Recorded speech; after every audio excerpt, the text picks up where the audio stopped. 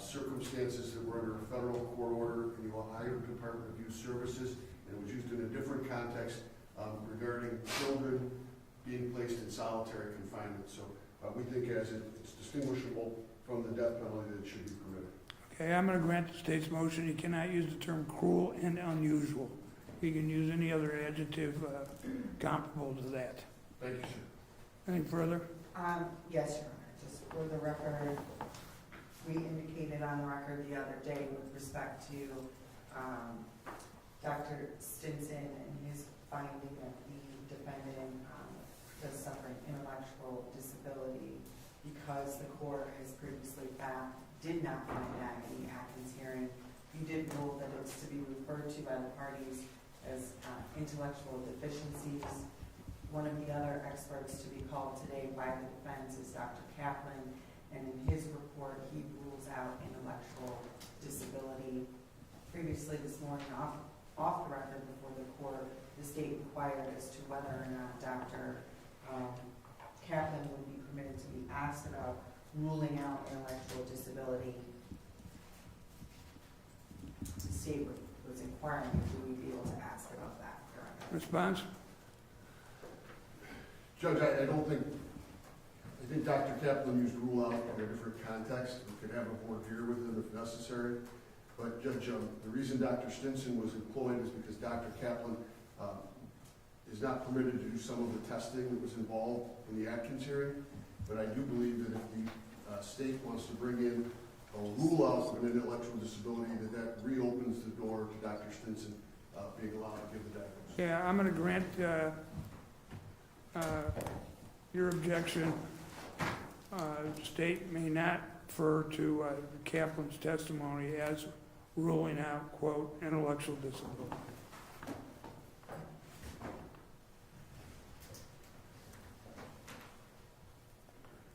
Anything further we have to put on the record? No, not at this time.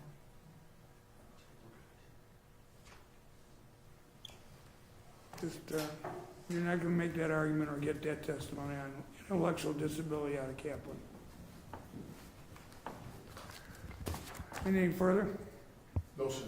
Okay, why don't we put the defendant on hold until we get the jury all settled in. Here, Paul, make sure this gets filed with the other one. Did you sign it? Yeah, I did.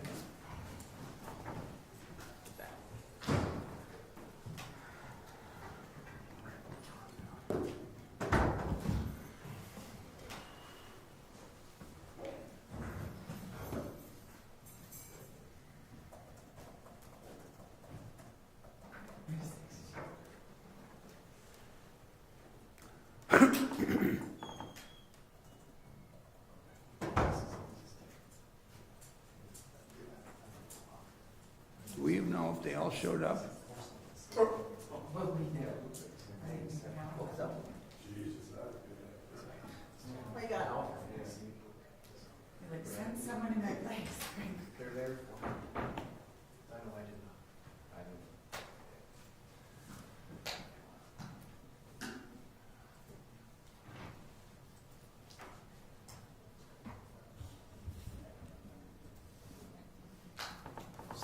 Wow, it's supposed to be here. Really? No, it's because they're right here. Did it? Oh, Jesus. I mean, it's a kid got killed. And what's the difference? That's different. Yeah. They're all used to it. It's actually like shovel or sidewalk. Oh, yes? I know. Anyway. Very easy. You should be here Tuesday. She's like stuck in. Yeah, her case is still, well, he's indicted there as well. So, How do we get her here? We can't phone about her. no, we can. Okay. He's a shooter. Her case, the reason he filed notice of availability is he's just under sentence in Wisconsin. He's not any more pending cases. But So I saw Kevin yesterday. I guess he's going to be a grandpa. That's what I hear, yeah. in, Exciting. Yeah. Georgia. I don't He's a know. good kid, that Patty. I like him. He'll be on skates. I don't know, Pat's not, Patty hasn't skated since he quit, Yeah? but I'm sure the kid will be on skates pretty good. It'll be your state. No, I'm sure he'll. Especially if it's a boy. Those hockey people are cold, aren't they? Just wait till the elevators go. I don't know.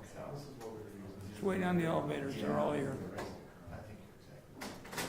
Hey, Tim, Yeah. we think you do have the flash drive. If you could just confirm that for us, that's all. Whatever. Oh, shoot. That actually makes sense. Supposed to have a judge's photo across the street at 12:30. Oh, what? Yeah. Judge's group photo. That's why you had the haircut Monday. Oh, no. Figure that out. Not at all. In fact, I might skip that photo. Didn't this happen last time? Wasn't the photo during Nicholson's capital case too? You know, it might have been. I think it was. Give you my robe, you can step in for me, Tim. gotta go to the photo, man. You gotta go to photo. Yeah. Really? They can Photoshop you in. They can Photoshop me in as well. Well, they've done that before, not for me, but for other judges who couldn't make it. They photoshopped it in? Yeah. Do you have a green robe you could wear? Burnside used to have a green one. Burnside. She did. Did that one The picture. velvet Very green nice. Judge Green. One Yeah. green robe. Judge Green had one too? Mm-hmm. That, And Judge Seth used to wear a blue one sometimes. See, Friedland had Purple? a fancy one. she did. Velvet. Like velvet, yeah. All right. I had Bill Aurelius's A green robe. Was that- robe in my closet. Bill Aurelius's. Sally just went for it. Yeah, stitched on the back, Aurelius. I don't know why, it just ended up in the closet. Yeah, because he was on 23. I don't know how I got it. It's a long time ago. Yeah? I can remember when smoking was permitted in the courtroom. Oh, yeah. In the courtroom? Yeah, remember judges would smoke. I can remember bench trials, the lawyer, the prosecutor, and the judge smoking. Yeah. Well, did Joe Russo vape? Yes. Oh, yes. Yes. And he allowed Ray Diaz to be too. But he was testifying. Really? You gotta be kidding me. Nope. Was this a jury trial or a No, bench? no, that's true. That's true.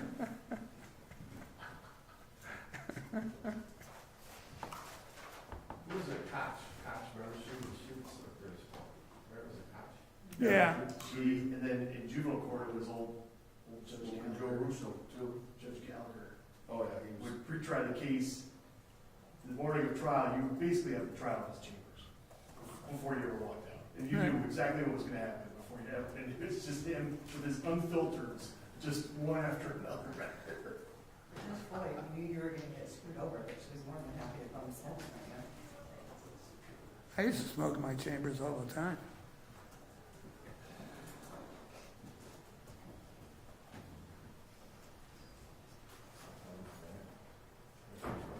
And the best way to quit is get throat cancer. That'll do it. I haven't had one since. Cold turkey.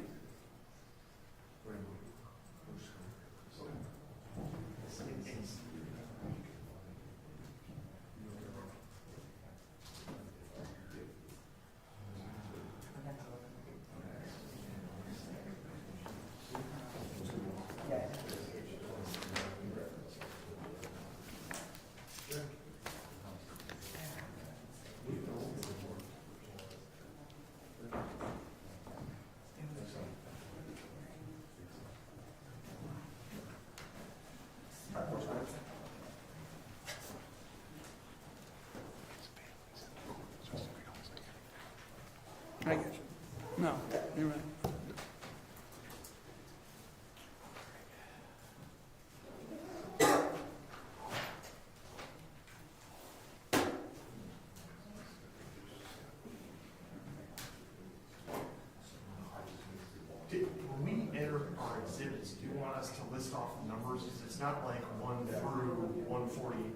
it's, I think we can.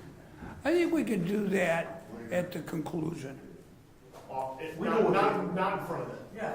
Right, Because we know what they are, because we already looked at it sidebar. right, We just incorporate the sidebar argument. right. You're not, don't list them. Not now, at least. So we'll say. Well, Tim wasn't our court reporter, but I did cut a journal entry on what was admitted and what was not.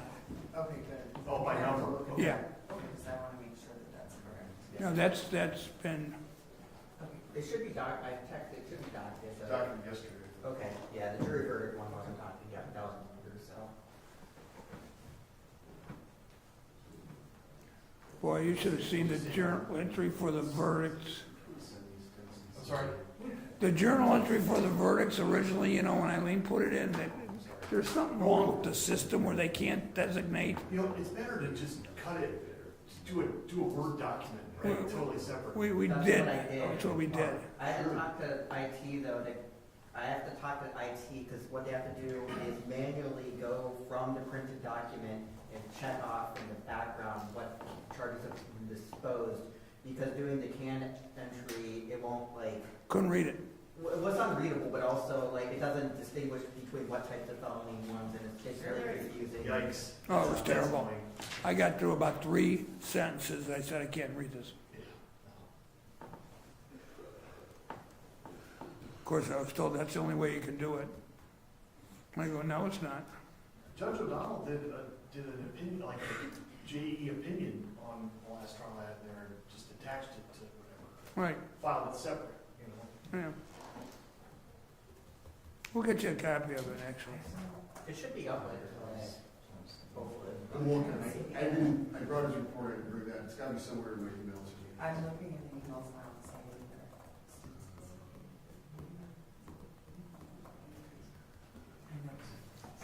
Here. It's like the first page. It's not.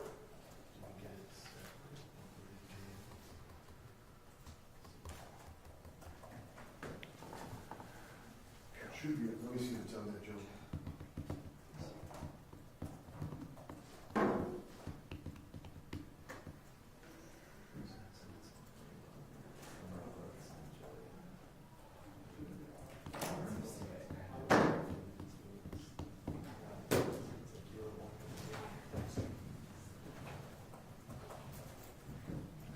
Jury's gonna be coming out shortly, so, Just walking, okay. Like in context, I had a sense of what it was. But I couldn't get used to it. Oh, God.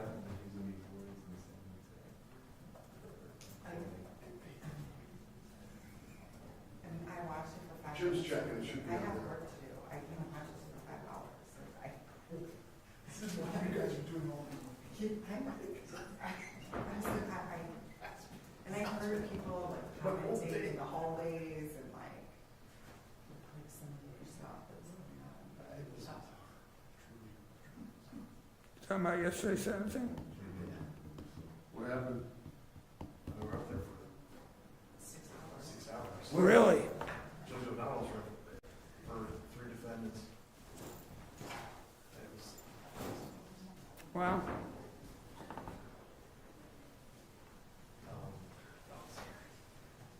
Well, that's probably way back when we did the.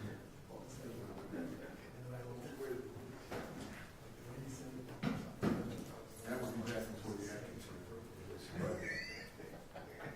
I mean, you guys hold on.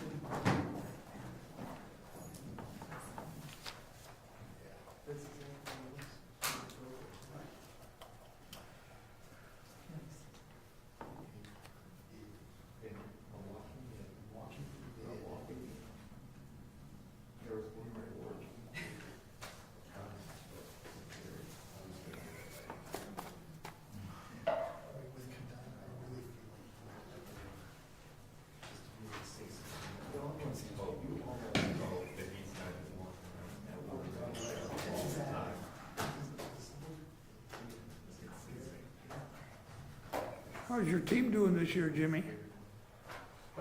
Which team? Yeah. I'm having a terrible year. But Yale's 1-1. friend's kid that plays for Northwestern, they're terrible. Yeah. Ignatius is, it's a bad year for football. What's Ignatius?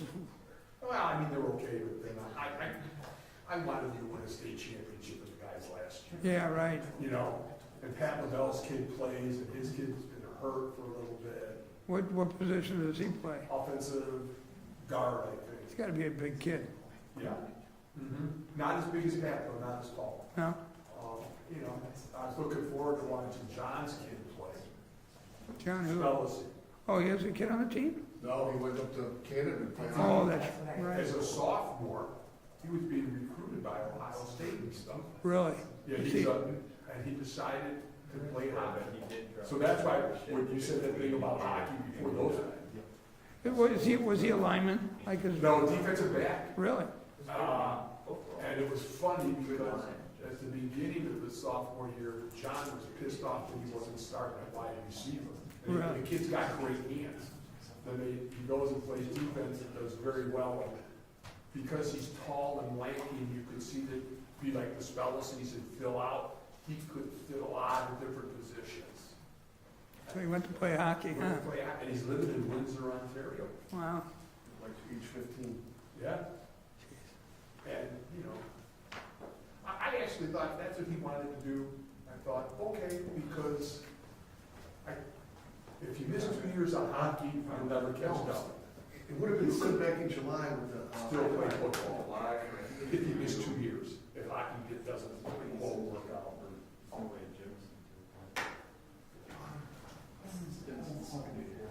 See here, yeah. No, I'll give a copy from him. Well, I thought it was settled.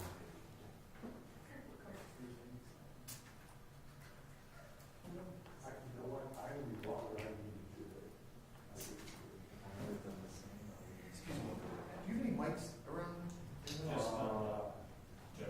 On the judge's bench, okay? I tell you, I ran into that problem in that whole trial. There were mics all Yesterday too. Everybody wants a little landmine. Yeah. like,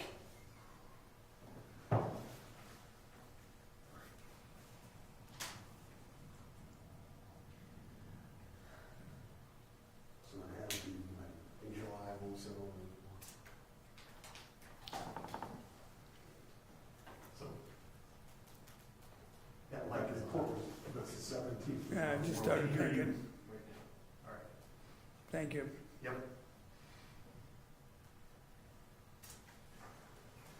I'm getting text. What? I'm getting text about it right now. From who? Our PR person downstairs, she's like, someone's talking about Jimmy and football. What? The mic's on.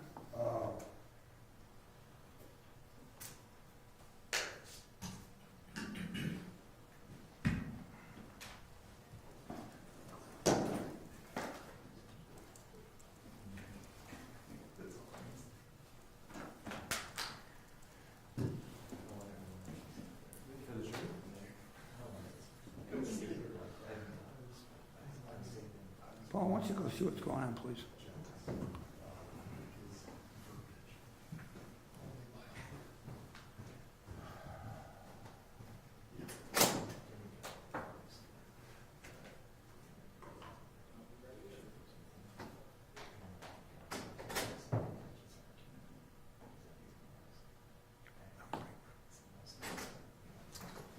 They're still stuck on the elevator. Oh, wait, they're still stuck on the elevator. Why can't they lock one elevator down? And just bring them up? Is there another big trial today? We couldn't get out yesterday. Well, there's a lot going on now. Yeah. And they're still only doing 6, so they don't, you know, push 12 people.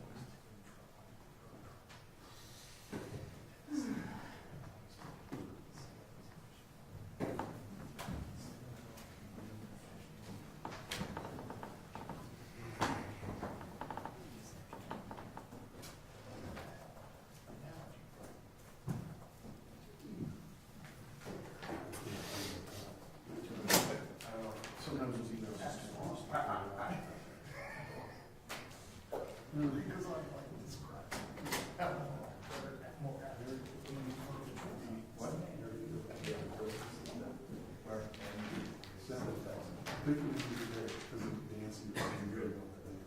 Oh, I'm sorry. God, that guy should have called me earlier.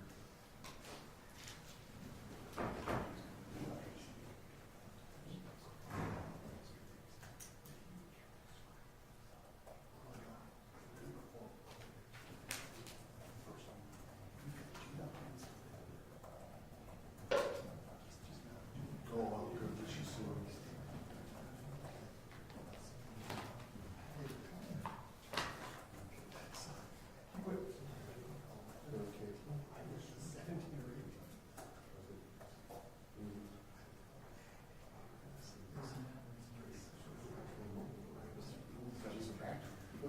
Remember, she's lucid when we don't return. You know?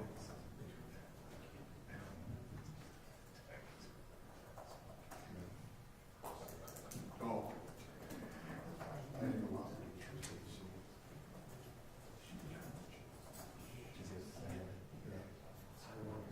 But he's the name, but she's, he is, he's tired. I mean, he just doesn't know. I don't know. But you could force him. Yeah. I mean, I got the idea, he just, yeah, we were at the table, we each had a different thing. You know? Okay. All right. So, Lydia, you or me, we're not trying to talk. Oh, well. It's just.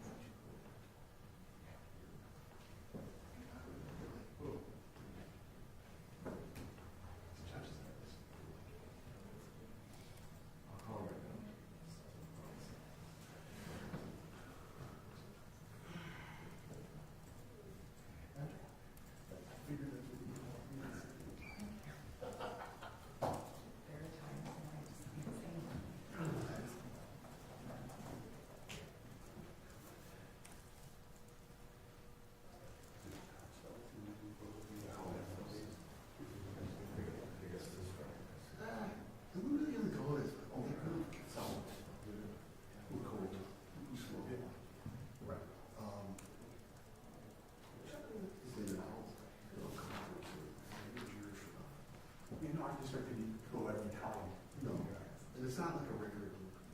Used to be. Oh, really? Kevin's.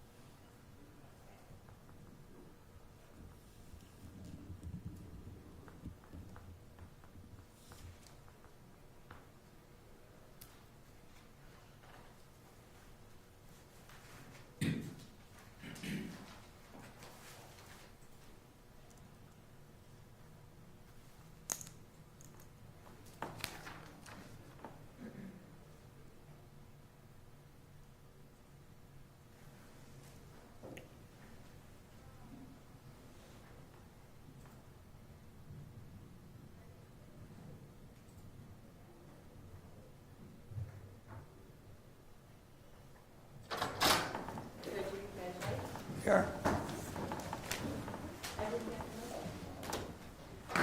All rise for the jury.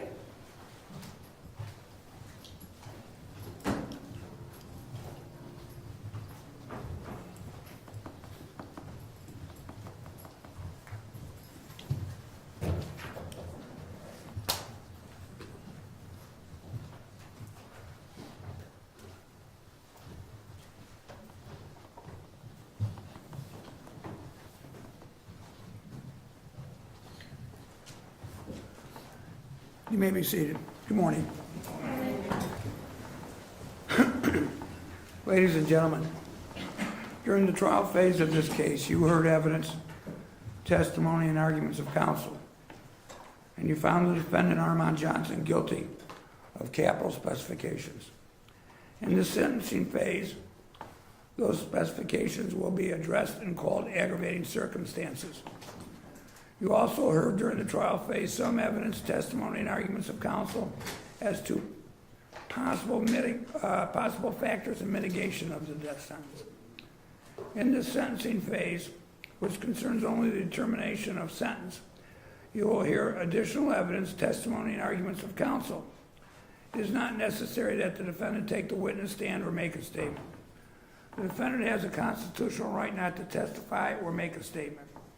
The fact that the defendant does not testify or make a statement must not be considered for any purpose. The state will address the aggravating circumstances of which the defendant was guilty, and the defense will address mitigating factors. In this case, the aggravating circumstances are precisely those set out in your verdict on the specifications on counts 1, 2, 3, and 4 of the indictment. They are as follows. The course of conduct specification under Revised Code 2929.04A5 for killing each victim as part of a course of conduct involving the purposeful killing of 2 or more persons by the defendant. The next one, the murder while under detention specification under Revised Code 2929.04A4 for killing each victim while Armond Johnson was under detention. The felony murder specification under Revised Code 2929.04A7 for killing each victim while Armond Johnson was committing, attempting to commit, or fleeing immediately after committing or attempting to commit kidnapping for counts 1, 2, 3, and 4. And aggravated arson for counts 2, 3, and 4.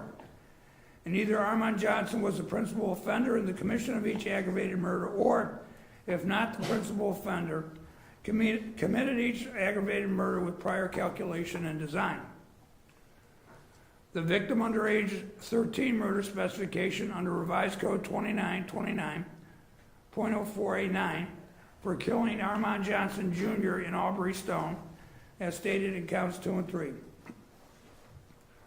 The murder to escape specification under Revised Code 2929.04A3 for killing David Cousin for the purpose of escaping detection, apprehension, trial, or punishment for another offense committed by him, to wit, aggravated murder and or aggravated arson.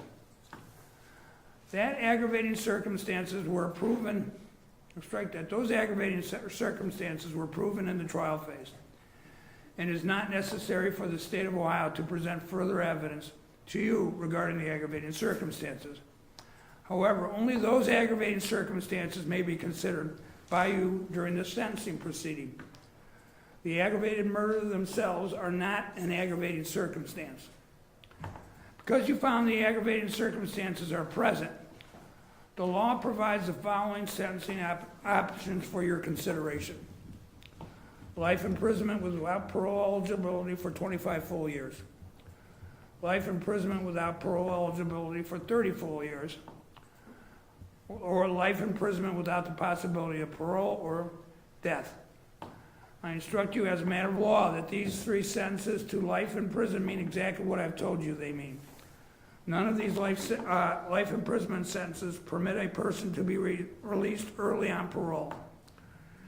You must not speculate upon whether Armond Johnson would ever be released from prison on parole, if under a sentence of life imprisonment without the possibility of parole. Likewise, if you were to select one of the two other life imprisonment options, then Armond Johnson would in fact stay in prison for a minimum of either 25 or 30 full years before he could be considered for parole, much less actually being granted parole. You are here today to consider which of these sentences to impose. The aggravated circumstances will be weighed against the mitigating factors that have been or will be presented. Mitigating factors are factors about an individual or an offense that weigh in favor of a decision that a life sentence rather than a death sentence is appropriate. In order for you to decide that the sentence of death shall be imposed upon Armond Johnson, the state of Ohio must prove beyond a reasonable doubt that the aggravating circumstances of which the defendant was found guilty are sufficient to outweigh the factors in mitigation of imposing the death sentence. The defendant does not have any burden of proof. Reasonable doubt is present when, after you have carefully considered and compared all the evidence, you cannot say you are firmly convinced that the aggravating circumstances of which the defendant was found guilty outweigh the mitigating factors. Reasonable doubt is doubt based upon reason and common sense. Reasonable doubt is not mere possible doubt, because everything relating to human affairs or depending on moral evidence is open to some possible or imaginary doubt. Proof beyond a reasonable doubt is proof of such character that an ordinary person would be willing to rely and act upon it in the most important of his or her own affairs. I remind you not to discuss this case among yourselves or with anyone else, not to permit anyone to discuss this case with you or in your presence, and not to form or express any opinion on the case until it is finally submitted to you. I also remind you not to watch, read, listen to, or discuss news media accounts of this case.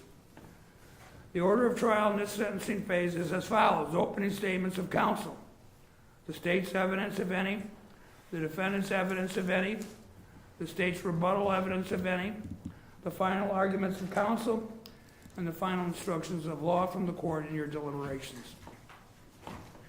Again, you will be deciding whether the state of Ohio has proven beyond a reasonable doubt that the aggravating circumstances outweigh the mitigating factors.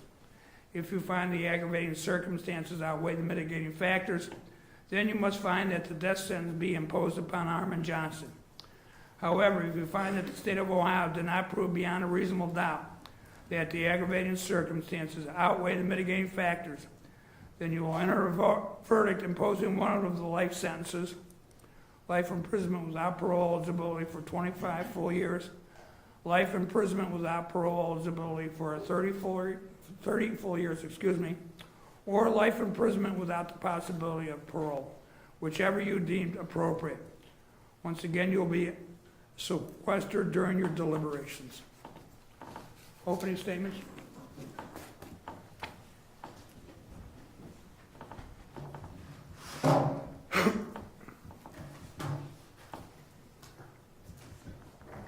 Good morning, ladies and gentlemen. May it please the court, counsel. Thanks for being back here with us today. When we began this process in the beginning of August, and we sat down with each one of you individually, and we asked you about your thoughts and feelings about the death penalty, each one of you told us that you could put your personal feelings aside and make a decision in this case based upon the law. And as you know, we're not here today for a referendum on the death penalty. It exists here in the state of Ohio. And what we want you to do is to follow that law and be true to that oath that you gave us in the beginning of this process. Remember, it was said over and over again that we were putting the cart before the horse when we were talking about the death penalty before we even knew if we would be here today on September 28th for you to make the decision in this case with respect to sentencing. The cart is here. How this process will go forward over the next day or so, when we conclude our opening statements, the defense will get up and give some opening statements. Remember that during the process of this sentencing phase, that the burden still remains with the state of Ohio. We must prove to you beyond a reasonable doubt that those aggravating circumstances, which they are now called, outweigh beyond a reasonable doubt any mitigation you may hear. It is still our burden. When I sit down this morning, the state of Ohio is going to submit exhibits relating to those aggravating circumstances that you found we've proven to you beyond a reasonable doubt. And that remains true here in this phase. We have proven those beyond a reasonable doubt. No further evidence or testimony need be provided to you because we've proven them to you beyond a reasonable doubt. What occurs now is that weighing process based upon additional evidence that you will hear. The defense will present evidence during the course of these proceedings. But mind you, the burden still lies with us. Just because we are not the ones putting forth evidence does not switch that burden, and it does not change. And then you individually and amongst yourselves will go back and weigh the evidence that you hear during this proceeding. Do these aggravating circumstances, the course of conduct circumstance, the murder while under detention, aggravating circumstance, the child under the age of 13, circumstances, the felony murder circumstances, aggravated arson and kidnapping, the murder to escape classification. Do those things outweigh the information and mitigation that you learned during the course of this proceeding? You must individually weigh them and then collectively come to a decision as well. You decide what weight any particular piece of evidence, whether it be on the side of the aggravating circumstances or that mitigation, is to receive. Let the law be your guide during this process. Let the law and the evidence be your guide during this process. Now, what can you also consider? As I indicated, we will give you those exhibits for this portion of the trial, those ones that go to those aggravating circumstances. But also remember the testimony that led you to decide that we've proven those aggravating circumstances beyond a reasonable doubt. That's also for you to consider and not to be forgotten. And use that in your weighing process. And as I said, let the law be your guide. And know that at the conclusion, after you've heard all of the evidence, and I anticipate that that mitigation is going to be, as we discussed before, information about the defendant's background, character, and history. Do those aggravating circumstances outweigh that information, and do they outweigh it beyond a reasonable doubt? If we prove to you that they do, as the court told you, by law, then you must impose the death penalty. If you find not, then you move on to consider those other alternative sentences. Listen carefully to all the evidence that you hear. Remember the evidence that you've already heard with respect to those aggravating circumstances. Conduct this weighing process. Do it fairly, as I trust you will. Let the law and those facts and circumstances be your guide. And at the conclusion of this hearing, we'll stand up here and we'll talk about what that evidence was and what you will be required to weigh. And again, be guided by the evidence that you hear. Consider everything that you hear during this proceeding. And please do not forget what you heard during the first phase of this trial, because we incorporate that into this phase as well. Thank you. Thank you, defendant.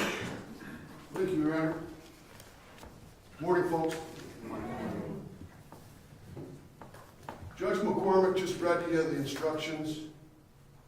He told you why we're here today, and why we'll be here tomorrow, and why we'll be here until you render a decision.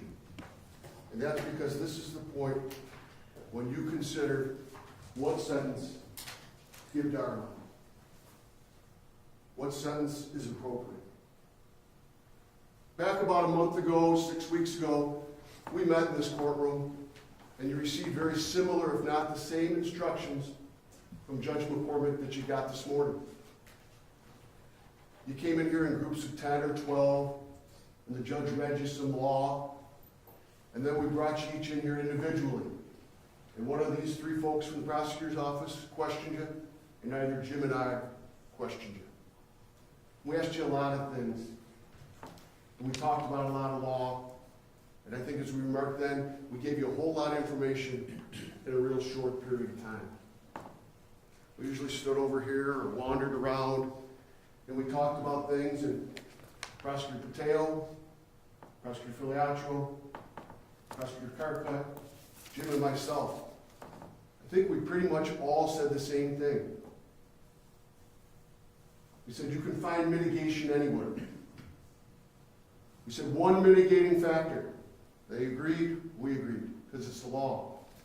Any one mitigating factor could be sufficient to prevent a death verdict. We talked to you about the aggravating circumstances. They didn't come as a surprise to you. Individually, we talked about those things. Course of conduct, the killing of 2 or more persons, victims under 13. We talked to you about that 6-7 weeks ago. We talked to you about a 2-year-old and a 6-year-old. We talked to you individually about it being Armand's son. We talked to you about a person being killed to avoid detection. We talked to you about Armand being under detention. And in spite of that, Prosecutor Pateo, Prosecutor Filiatro, Prosecutor Carcutt, Mr. McDonald and I all said, in spite of that, the legislature still says any one mitigating factor, any number of mitigating factors can prevent a death verdict. We also talked about what we call an individual juror. Every lawyer in the room did. And it's the law. If any one person, if after a full and fair consideration of the evidence, feels that the state has not met their burden of proof, that one person can turn to the other 11 rather, and say, no, I don't feel it. I don't think death is appropriate. I think life is appropriate. We talked to you about those concepts, and each one of you indicated that you could do that. With the aggravating circumstances that we have, in this situation, each and every one of you took an oath to do that and to listen to what we're going to talk about here for the next day or so. And now what we're going to talk about is that mitigation. We're going to talk about the nature and circumstances, history, and background of Armond Johnson. And those, we talked about this before. They're not excuses. They're not defenses. And they're certainly not justifications for what's already been found. If they were, we wouldn't be talking about the difference between a life and death sentence. We'd be talking about walking out the back door if it was an excuse or a defense or justification. What we're talking about are things that happened to this young man, things about how he was raised, things about him that, as we talked about before here, just suggest to you in your belly or your heart, that life is more appropriate than death.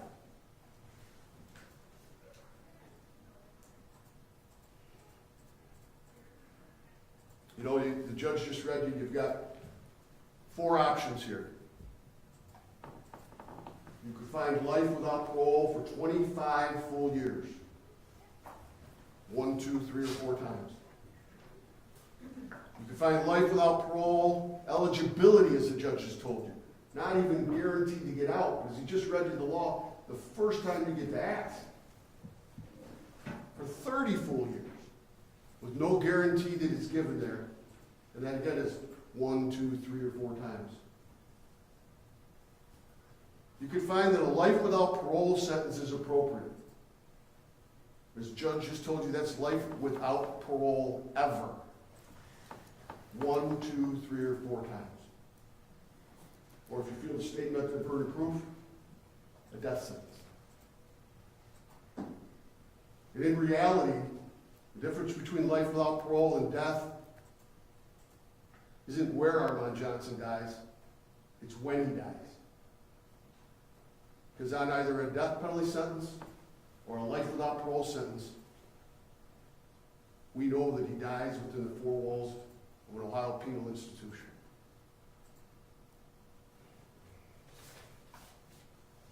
We're going to present you mitigation here over the next day or so. We're going to tell you about this young man. He was born from the union of Takeyra Hicks and Armond Johnson Sr. I want to tell you a little bit about Takeyra Hicks, his mother. She suffered at a young age from depression. She was intellectually deficient, had a very low IQ. As a young girl, 12 or 13 years old, she was removed from her home because of sexual abuse, neglect, and physical abuse. A couple of months after Takeyra is removed from her home, her mother's murdered. And not just murdered, she's murdered by what is believed to be her father. There's some discrepancy if it's her stepfather or her father, but the man that was her father, after she's removed from the home, she's already suffered from depression, she's got intellectual deficiencies, she's taken out of the home, and her mother, who was 4 months pregnant, is murdered by her father. That's where we pick up the story. That's where we pick up what starts. When she's about 17, she meets Armond Hicks Sr. When she's 18, she has Armond Jr. She can't take care of him. She's sent out to a group home in Toledo, try and get some help between her mental deficiencies and the other issues that she has going on. She doesn't stay there. She leaves after about a month. She comes back. She tries to raise Armond. She and Mr. Hicks have 2 other sons together, total 3 children together. You're going to learn that each of those 3 sons has been charged with an aggravated murder in Cuyahoga County. Each of those 3 boys. One young man has already pled guilty to a lesser offense. The other young man is awaiting trial here in Cuyahoga County.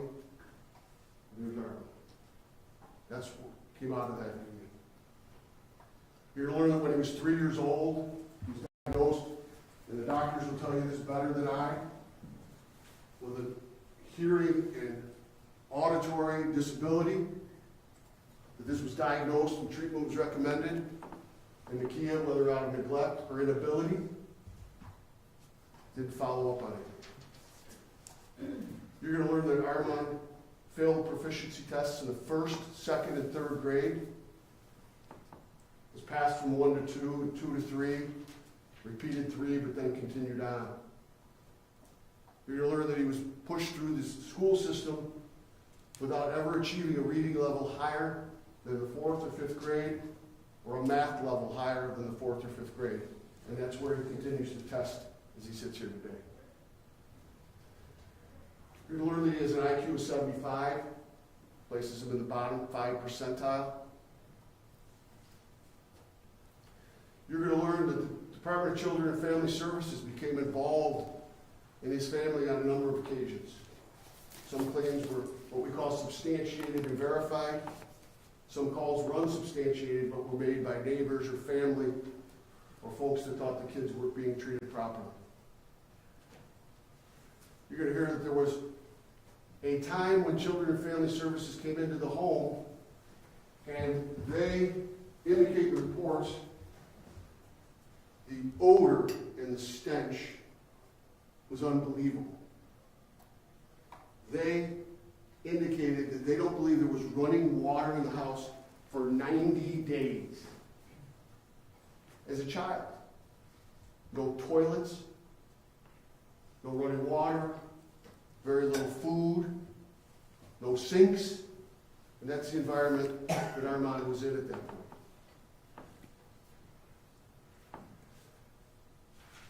learned that Armand lived in an environment where it was unsafe and dangerous, where he wasn't permitted to go outside or play due to the community. You're going to learn at some point that Armand got himself involved with the law. He went to the juvenile court system. You're going to learn that there were referrals made within these systems, within the schools, within the Ohio Department of Youth Services, that called for treatment, that called for help, that called for counseling, and that none of those were followed up on. Some weren't followed up on by his mother, and some weren't followed up by the system.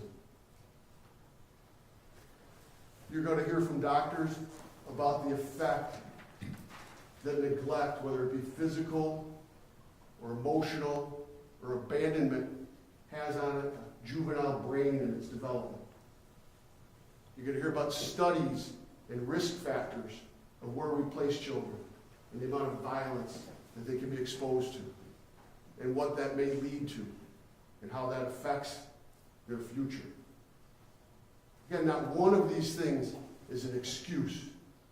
Not one is a justification. Not one is a defense. But any one of those things, I'm giving you an overview, any one of more of those things can suggest to you that life in prison rather than death is appropriate. We're going to call a number of witnesses here over the next day or so. The first witness is going to be Kelly O'Connor. She's a licensed social worker, and her role was to gather all the records that she could, find everything that's available, and go back and try and piece things together. Piece together children and family services records, school records, anything that you could find. Compile family histories. Compare those histories to what the records say, and try and get a picture of the environment in which Armand was raised. You're going to hear from an attorney by the name of Kim Tandy. She was involved in an oversight committee when there was a federal lawsuit against the Ohio Department of Youth Services. That's basically our juvenile prison system.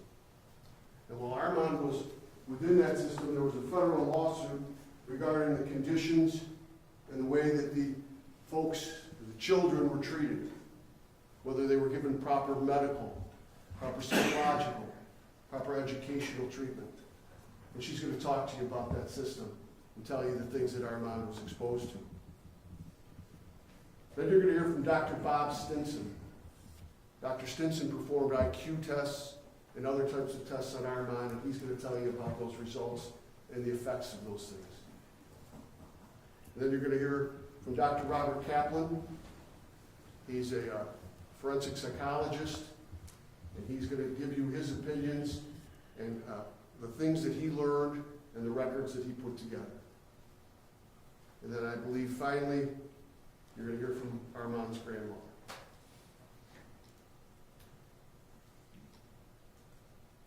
Not an excuse, not an offense, not a justification. You're here today to consider what sentence to impose. And when you're done listening to this evidence, you will find that there's mitigation. And you will find that there's considerable mitigation. And you will find the sentence of life in prison is appropriate. Thank you. Thank you. On behalf of the state? Your Honor, subject to the admission of our exhibits to CBS. No order of prior objection, Your Honor. Prior objection noted. The court has already ruled on those objections. On behalf of the defense? Your Honor, our first witness is Kelly O'Connor. Mr. Vitale's waiting for her.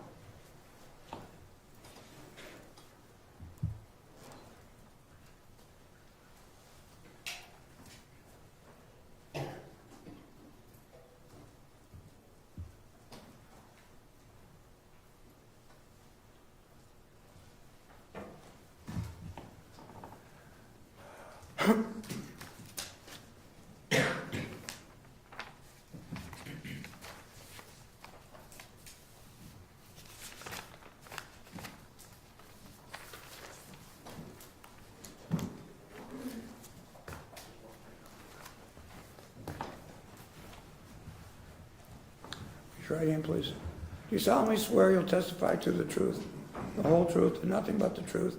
And this you do as you shall answer unto God of the pains and penalty of perjury. I do. Good morning, please be seated. Make sure you speak directly into the microphone. You can adjust the microphone, the seat will not move. Thank you. You may inquire. Thank you, Your Honor. Good morning. Good morning. Could you please state your full name and spell your last name for the record? Kelly O'Connor, O''Connor. Ms. O'Connor, could you tell us what your occupation is? I'm a social worker. Okay. Why don't we start with, what is your education? I have a bachelor's in psychology and a master's in social administration, which is a master's in social work. Well, let's give your alma maters a little bit of credit. Where'd you go to school? I went to Xavier University for undergrad, Mhm. and then I went to Case Western Mandel School of Applied Social Sciences for my master's. So you have, did you graduate with any honors from Xavier University? Yes, I was magna cum laude? Summa cum laude. Oh, yeah, that one. It's been a while, yes. Do you hold any professional licenses? Yes. What is that? I am a licensed independent social worker with a supervisory designation. All right, now let's talk about that for a minute. What is a licensed independent social worker? It is someone who has completed a master's in social work, who has passed a certain licensing exam, and who has worked the equivalent of 2 years full-time under the supervision of an LISW. And what is an LISW permitted to do? What's that kind of job? What does that mean? It's a clinical social worker, so our role is more in the clinical aspect of things, treating mental health, making diagnoses, treatment plans, coming up with, goals for a client that they want to work on and working with them to achieve those goals. You indicated you're permitted to make diagnoses. Yes? Yes. Okay. And you're allowed to treat clients clinically. Yes. How many patients have you treated? I would probably say about 200. And how many diagnoses have you made? 200. Okay. Do you have any experience with what we call mitigation? Yes. What is mitigation? Mitigation is collecting records, interviewing clients, interviewing family members, in order to gather all this information together to be able to present it to the individuals making the decisions about someone's sentencing. And on how many cases have you been involved in mitigation? I am currently involved in 6, and I have in the past been involved in 3 others. What would be your relevant training in this mitigation? So I attended some conferences and seminars related to mitigation. I completed a certificate in the basics of mitigation, and have attended a total of 4 different trainings with different topics related to mitigation. I also shadowed a mitigation specialist doing this work on a capital case. Judge, we'd asked if Ms. O'Connor could be qualified as an expert in clinical social work.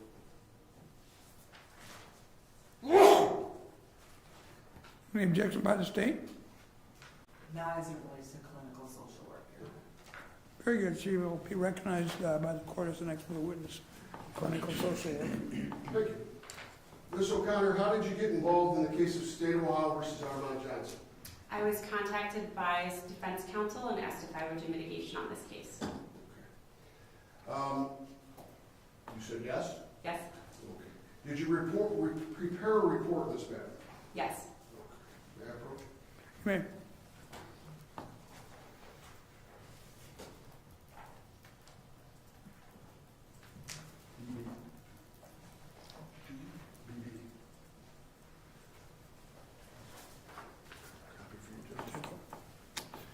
Showing you what has been marked as Defendant's Exhibit BB. Can you take a look at that and tell me what it is? It's my resume and the report I prepared. Okay. Did you bring a copy of that with you today as well? I did. So, let me ask you this. What's a social history? Social history is collection of information related to an individual's life. It can start with information that impacted them prior to them coming into this world, their family history, as well as things that happened when they were in utero, and then when they're born, their development, their interaction with any major systems, including schools, if they have any medical issues, mental health systems, legal systems. Slow down a little bit, please. He's trying to type. Sorry. It's okay. Was that all of it? Yes. Did you review any records in this case? Yes. Could you outline what records you reviewed? Sure. I reviewed school records for Armand that were available. His records from when he got services at Applewood Centers. So slow down. What is Applewood Centers? It's a mental health agency for children and families. Okay. Next. Ohio Department of Youth Services records. What is the Ohio Department of Youth Service? It is where kids and adolescents go if they are found delinquent of crimes, certain crimes in the juvenile justice system. Okay. Next. I said the school records from Cleveland Metropolitan School District. Okay. I think that's self-explanatory. Next. Records from Ohio Department of Rehabilitation and Correction. Those would be prison records. Okay. Next. Medical records from St. Vincent Medical Center. Okay. University hospitals and Metro Health System. Okay. Next. Records from the Cuyahoga County Department of Children and Family Services. Okay. And what would that be? Those would be any reports that were made on Armand being in his home as a child, him as a perpetrator, or we are also able to get records of his siblings, 2 of his siblings, and his mother's involvement with Children and Family Services. You say 2 of his siblings. Is there another sibling? There's a half sibling. Okay. Were you able to get records on that sibling? No. Okay. We'll talk about that later. Next. Cuyahoga County Court of Common Pleas Probation Department records. Juvenile court records were available, and from the Cuyahoga County Sheriff's Department records. Did you review any reports from anybody in this case? Yes. And which reports did you review? I reviewed reports from our investigator, Karen Ballmer, Okay.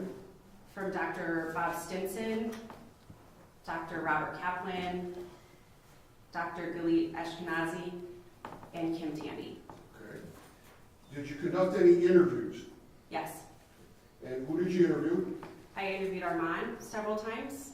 How many times did you interview Armand? I think I attempted about 26 times and was successful 21 times. Okay. Did you interview anybody else? Yes. Who did you interview? I interviewed Armand's grandmother. And who was that? What's the relationship? Cynthia Lipscomb is his paternal grandmother, so his father's mother. And how many times did you interview her? I interviewed her total of 4 times. Next. I interviewed his paternal aunt, Kalita Lipscomb, who is his father's sister. I interviewed her a total of 5 times. When you say interview, did you have other contact, phone calls, texts, things of that nature? Yes, And those might be numerous, correct? correct. But you're talking about a formal interview, you say. Yes, So you had more than 4 or 5 contacts with these folks. yes. Next. I interviewed Armand Hicks, Armand's father.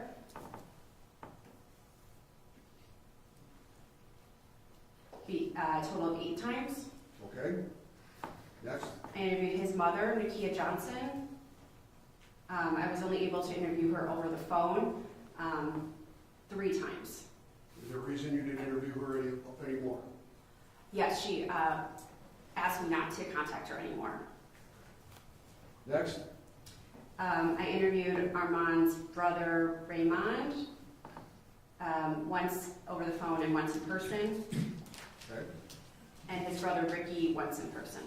Now you indicated that there was a half-brother. What's his name? James? Did you ever interview James? No. Why not? I had asked the family if I could have his contact information to contact him since he grew up in the same home as Armand. And I was told that, no, it wasn't important for me to talk to him. Didn't have a way to get a hold of him.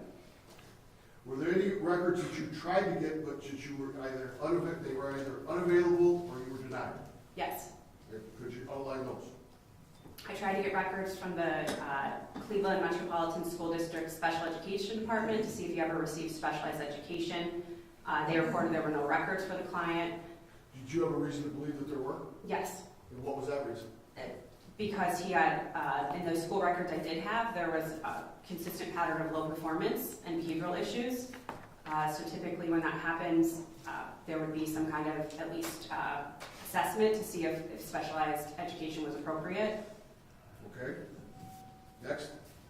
I tried to get records from some charter schools that Armand attended. I mentioned he was at Cleveland Metropolitan School District, but he left CMSD for, I think it was about 2 to 3 years, and attended a variety of charter schools. So I tried to get the records from those schools, all of which are no longer, they're not there anymore. And when I tried to get the records, I was unsuccessful. Okay. Next.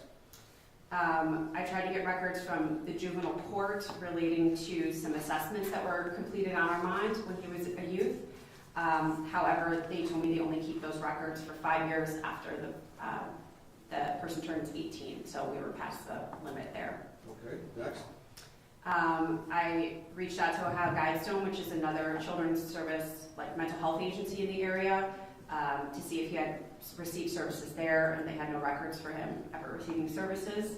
Did you have a reason to believe that they would? Given again, like I mentioned, that he had a lot of behavioral issues in school, I wondered if sometimes Guidestone would have workers in the schools, or he might have been recommended for services, and he couldn't recall any, so I tried to get them from any of the big ones around to see if maybe there were some there. Next. Cleveland Clinic, see if there were any records of him being treated there, and they said there were no records. Did you have reason to believe that they would? Armand was not a great historian, so, when I would say, if he had a medical issue, where were you treated? Sometimes he would say things like, I don't remember, there was a hospital on the east side, things like that. So I tried to hit all the major hospital systems to see if any of them fit the bill. Okay. Next. I had attempted to request records for Armand's father, as well as his brothers, to see if sometimes there's not records for an individual, getting records for their family can yield information that could be helpful. So I asked for if he would be willing to sign a release of information, which would be needed for me to get any records. I can't get them on my own, and he declined. So his father declined to sign a release for you to get any records. They might aid you to get information about Armand himself and or his family history. Yes. And did you try, did you try to get that for the brothers? For his brothers, as well as his mother. And did you get any records for his mother? I eventually did. I think it was in June where they came through a court order. Did they come from her signing a release? No. Okay. So did she refuse to sign a release? Yes. And his brothers, did they sign a release? No. Did they decline to sign a release? Yes. Would that be all of the information that you got or tried to get? Yes. Okay. You previously put all that onto a jump drive? Yes. Okay. And we previously marked that jump drive as Defendant's Exhibit AA. Okay? It's in the Mongo pad, and it's set up, so I'm not going to take it out. Okay? Okay. But you did compile that onto a jump drive. Yes.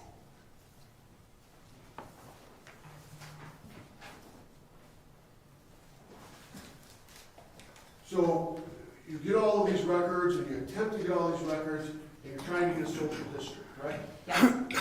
It'd be fair to say sometimes we can start that social history at his birth, right?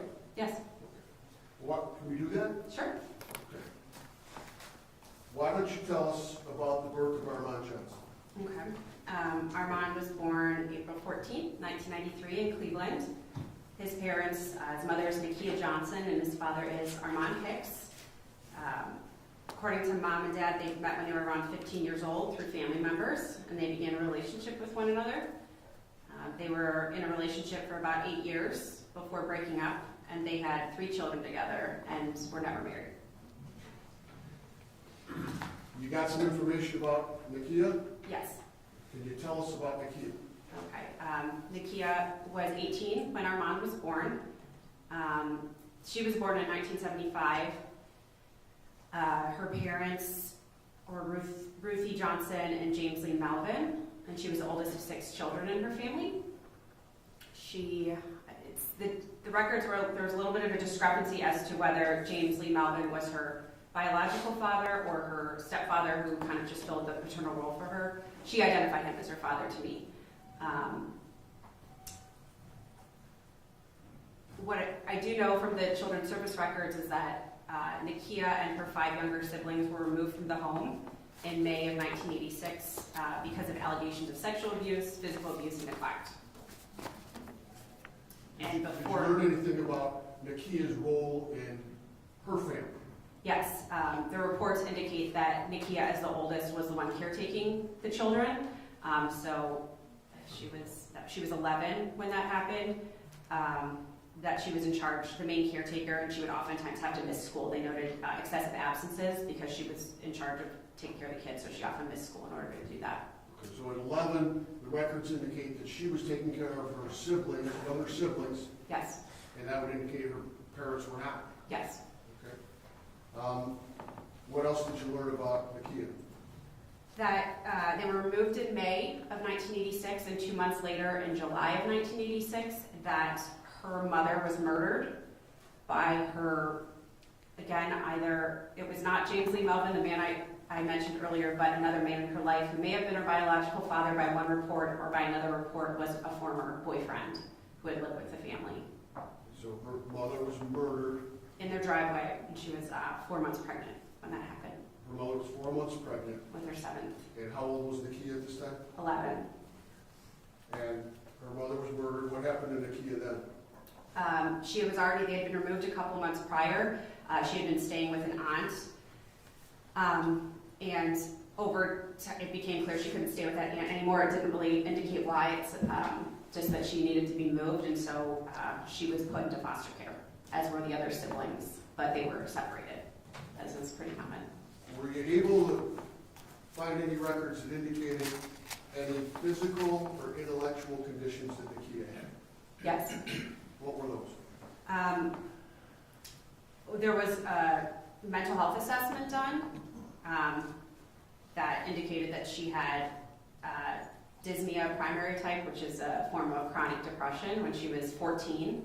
Okay, slow down a minute. Dyspnea? Dysthymia, sorry. Dyspnea. Hard to Could you say. spell that? Dysthymia. And what is that? It's depression that's chronic, that doesn't kind of come and go, it stays. And at approximately what age was Takeyra diagnosed with? She was 14 when that diagnosis was made. So shortly after being removed from the home for sexual abuse, neglect, and physical abuse, and her mother, who was 4 months pregnant, been murdered by possibly a father. Yes. Did you get any testing on, or any records on her intellectual abilities? Yes. What were those? There were a couple in there indicating that she had borderline intellectual functioning. What does that mean? It means that her IQ level was measured at a level, like it was low enough that it was almost intellectually deficient, but it was kind of in that borderline range where we would, be concerned about it impacting her ability to function. Okay. And it also indicated that she had was in the critical range for assessing the possibility of organic impairment. What does that mean? It means that she may have had organic brain damage. Okay. And what effect did these things have on her? Well, she was involved in specialized education. She was identified as being developmentally delayed in her youth. And, they described her as having difficulty retaining concepts and limited mastery of important skills. That was a quote from 1 month before Armand was born. She was, again, like I mentioned, she was removed from her family, so she didn't have a lot of supports. And so, yeah, I'm sorry. What was the question again? Well, let me back up. So at the age of 17, it's reported that she has difficulty retaining concepts and limited mastery of important skills, correct? Yes, And 1 month later, she gives birth to Armand. yes, And she's also got the dysthymia, primary type depression at the same time. yes. And where did they go to live when he was born? She was in a group home, living in a group home when he was born, and they sent her to a program in Toledo that was for young mothers and their babies. Sounds like a pretty cool program where they would, allow the mother to finish up their education, take GED classes. They would help care for the babies while the mothers were learning. They would give them, support, teach them how to do things, feed them, change them. When do they need to see a doctor, things like that. Did Takeyra take advantage of that program? She was there for a month. The records indicate that she, at that point, was really homesick because this facility was in Toledo, and she wanted to go back to Cleveland, and even one of her caseworkers wrote a letter saying, I really don't think it's a good idea. If she leaves, I'm afraid she won't come back, and that's indeed what happened. Okay. Where did Takeyra and Armand go then? They came back to Cleveland. It talks about her staying with various family members, an aunt here for a little bit, and then a cousin, and eventually was in subsidized housing. Was there a time when Armand Hicks Sr. came back into the picture? Yes, my understanding from the records and the interviews is that he, was, once she moved back to Cleveland, was a little more involved with his son. Did they have other children? Yes. Who were they? They had Armand as the oldest, and they had Raymond and Ricky. And when were Raymond and Ricky born? Raymond was born March 20th, 1995, and Ricky was born November 10th, 1996. Did Takeyra have any other children? Yes. And who was that? James. And when was James born? He was born March 17th, 1999. Was James had the same father as Armand, Raymond, and Ricky? No.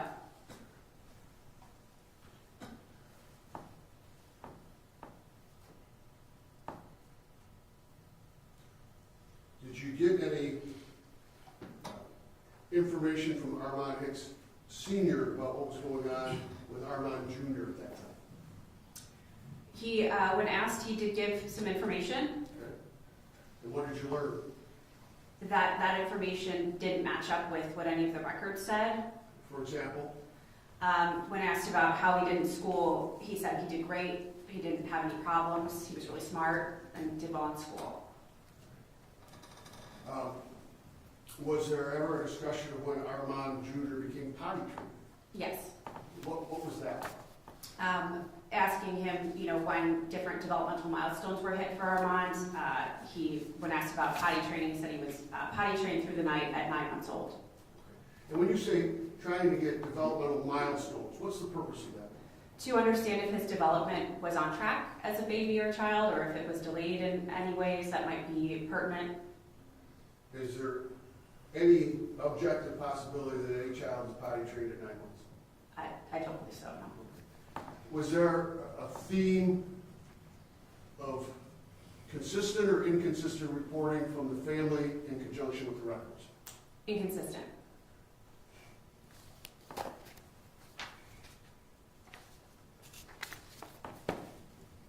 Did you ask if they had ever been involved with children and family services? Ask Armand Sr., Takeyra, did you inquire of that area? Yes. And what were the answers that you got from the family? I was told no, there was never any involvement. I asked if it was okay if I just requested the records anyways. No, there's nothing there. There was no involvement. Okay, so that would be from Armand Jr., Armand Sr., and Takeyra? Yes. Did you look anyhow? Yes. What did you find? I found that there were 6 cases that were opened by the Department of Children and Family Services on Armand's mother when he was living in the home. Okay. And could you describe those for us? Sure. There were, like I said, there were 6 between 1995 and 2003. So that would have been between when Armand was 2 years old 2010. Okay? So all 6 of them were due to suspicions of neglect. And then they all had different dispositions. So when Children's Services investigates, they decide it's either substantiated, meaning that there's enough evidence to say this really happened. It's unsubstantiated, meaning there's not enough evidence to say this happened, or it's indicated, which means there's some stuff there, but we don't have enough to make this determination. Okay. Could you describe the reports that were made there? Sure. So the first one, neglect was indicated. So again, that's kind of, there's not enough to say it happened, but there's some stuff there. It's when mom left the children in the apartment to go to talk to her friend in a parking lot that was a couple of buildings away. And during that time, Armand walked out into the hallway of the apartment building, and a neighbor called the Children's Services. They reported that, you know, Armand would scream, shout, and kick. And how old is he at this point? 2. Okay. There was strong indication that the mother lacks parenting skills, and there are signs in his behavior that show a lack of attention and guidance. Okay. And then there was another case in November 1996 where neglect was unsubstantiated. They said there were no problems reported, but the baby needed a crib. This is right after his brother Ricky was born. They noted that the mom didn't tell the social worker she was pregnant, even though she was involved with the family. She didn't think it was, you know, important to mention it. Says she didn't see the connection between leaving children unsupervised and having a baby. So that would indicate she left the children unsupervised? Right, the first case I mentioned, that's what it was in reference to. Next. There was a case in July of 2000 where neglect was indicated. This was a little bit different in that it was Armand didn't get picked up from school, and when that happens, they have a policy they have to follow where if they tried to bring him to the house and there was no one there, they tried contacting his parents, and they couldn't find anybody, so they ultimately ended up bringing him downtown to the main Children's Service building. Okay. And then what it says is that Armand says that she called his father and asked him to pick him up, and his father never got the message, so there was, it sounds like a miscommunication there. So that case, was indicated saying there was, something there, but they didn't substantiate it. Okay, next. May of 2001, neglect was unsubstantiated. This was when mom brought his youngest brother James to the ER with a fever. And while they were there, it says an anonymous caller called and said that James is not treated well and the mother is unfit to care for her children. The caller said that mom drinks and smokes marijuana and she doesn't watch the kids. And it's likely one of the kids was injured because mom wasn't watching them. The social worker wrote that mom appeared to have difficulty with disciplining her children.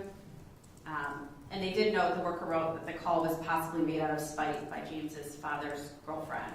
Okay. It says the children appear to be well taken care of with no signs of abuse or neglect. Okay. Next. July 2002. This is where neglect was substantiated. This was a call was made by a neighbor who said the mother left Ricky and James, who were age 5 and 3 at the time, by themselves. Mom said that she went to pay bills and her sister was there, and so they weren't actually alone, but when they came in, they saw the conditions of the home, and that's where the report. What were the conditions of the home at that point? It says all the children were very dirty and they smelled bad. The home was terrible. It was very nasty. The bathrooms did not work at all. There was no food. The home smelled of a sewer. And did they approximate how long they thought there wasn't water in that home? They said it had been for 3 months. So for 3 months, there was no running water, no toilet flush, Correct. no child bathed. At least not in the home. And how old was Armand when that was happening? He was 5. No, I'm sorry. He was 9. Had the age wrong there. Next. In March of 2003, neglect was indicated, and this is when they had a parent aide working in the home. She came to work with the family and she noticed that Armand's youngest brother, James, had burns on his face. Mom said that one of Armand's brothers was heating up water for tea in the microwave and had left the teacup balancing on the side of the couch, and it fell onto James while Mom was sleeping. How old would those boys have been in 2003? Armand would have been 10. His youngest brother was born in 96, so he would have been 7. That's the one who was burned. And so between 10 and 7, all 4 of them. And they were using the microwave and heating water, and one of them was burned. Yes. And did she take him to the hospital? She did not. She took him to the pediatrician the next day and got, ointment and bandages. And the worker noted she tried to, dress it and do what was asked of her at the pediatrician, but that she didn't take her to the hospital the night before because she didn't have transportation. She didn't dial 911 or anything of that nature? And not according to the report. The child was burned with microwave hot water in the face, and she waited till the next day. Yes. Next. Well, on that one too, they also noted that there were holes in the walls of some of the bedrooms, one of the bedrooms where there was exposed plumbing. And when asked about that, they said that Armand's brother, Ricky, would get angry and kick holes in the walls. And Mom's solution to that was to just lock that bedroom and not let anyone in there. So if there was a dangerous situation, we would close the door. Yes. And that was the last case that I'm aware of.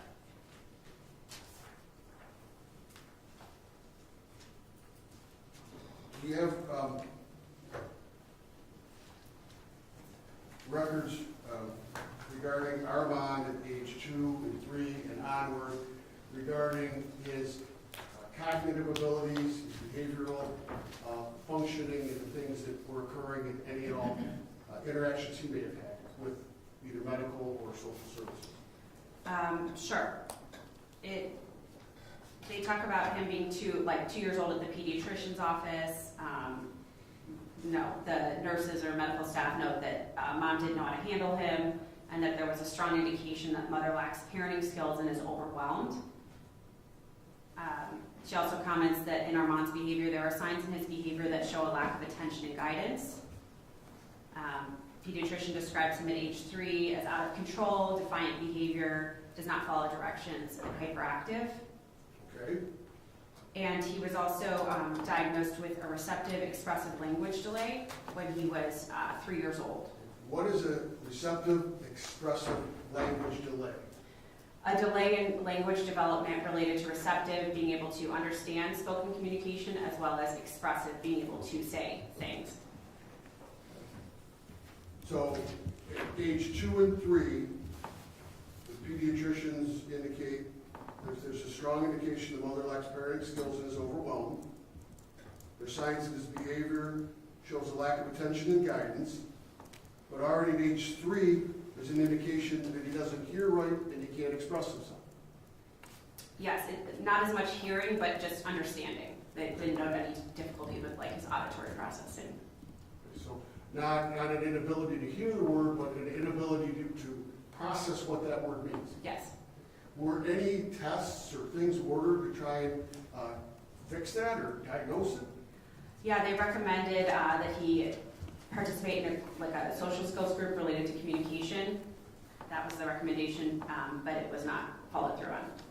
Okay, so there was a recommendation to try and cure this problem of understanding what you're hearing and being able to express yourself, and nothing was ever done with it. Not to my knowledge. Did they do a speech evaluation when he was at any time? Yeah, that's where they found the receptive expressive language delay. And what were their findings exactly? That he was delayed, that his speech was on par with a child who was 2 years and 9 months old, when he was in reality 3 years and 9 months old. So at that age, when children are learning to speak, he was already a year behind on his ability to understand what was being said to him and his ability to speak himself. Yes, and a year for a 3-year-old is obviously a big percentage of their life. And from 2 to 3, that's when you learn to talk, right? Right, usually. Did you have a chance to look at Armand's academics? Yes. What did you find? I found that there was a pattern of him failing proficiency tests. in the first, second, and third grade, Okay, that he repeated third grade, okay, and that there were no, like I mentioned, I tried to get records of any kind of specialized education, but there was none that were made available to me, which struck me as strange because you'd think if a kid, had struggled that much, that maybe there would have been some kind of testing to see if he needed more help. well, there was a recommendation for testing back at 3 years, 9 months, and that wasn't done, correct? Yes, And then he failed proficiency tests in the first, second, and third grade. yes, And the things that were done at 3 years, 9 months said that he wasn't able to process language properly. yes, Or, if you can't process it properly, you certainly can't express it. yes. Okay.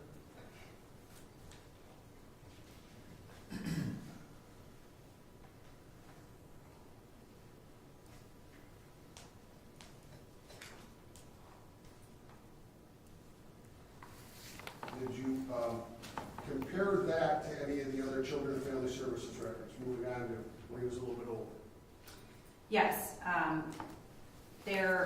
most of the children's service records, some of the reports I mentioned earlier happened during a period where we don't have academic records, where he was in some charter schools and I wasn't able to get the records. So, I don't have what was going on at school at that time, but we can, I can tell based on what was going on in children's services that there was some serious stuff going on in those years. And at some point, Armand returns to the Cleveland Public Schools? Yes. he When was in, that? Sixth grade. And tell us about that. So he returned in sixth grade, and within the first, I think it was 6 weeks of school, he was suspended 3 different times. Okay. And do you know what those were for?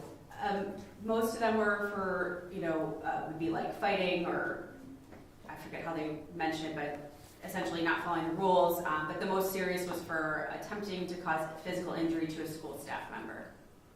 Is there any record that shows an indication that we've treated or attempted to resolve these issues that he has understanding and or communicating? No. Next. So he was in 7th grade, kind of this pattern continued. He was below proficient in all his proficiencies, 6th, 7th, 8th grade. And some of the behavioral issues started coming out in 6th grade with those suspensions. And so kind of a pattern again of struggling academically and behaviorally as well. Was he referred to anywhere at that point regarding these problems? Yes, after the incident where he was suspended, they recommended counseling, and that's when he did counseling at Applewood Centers. Okay. And how did that counseling go? He was there for about 4 months, Mm-hmm. and the workers report that they saw some benefit to him getting treatment. Things were helping a little bit, but then they just stopped. Who stopped, Applewood or Armand? Armand stopped coming to sessions. So when he was 3 years, 9 months, and hearing or communicating in a 2-year, 9-month, treatment and or testing was recommended.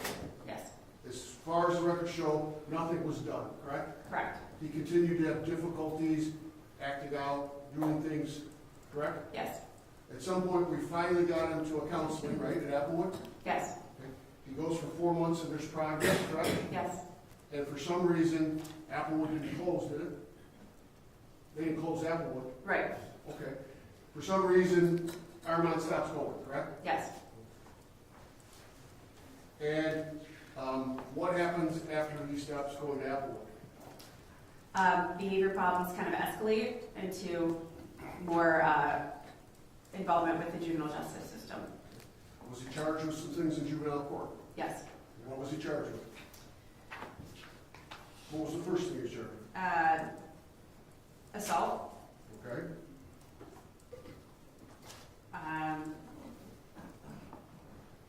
rape, Was he placed on probation for that? yes, Was he given what's called a Mokita assessment? yes.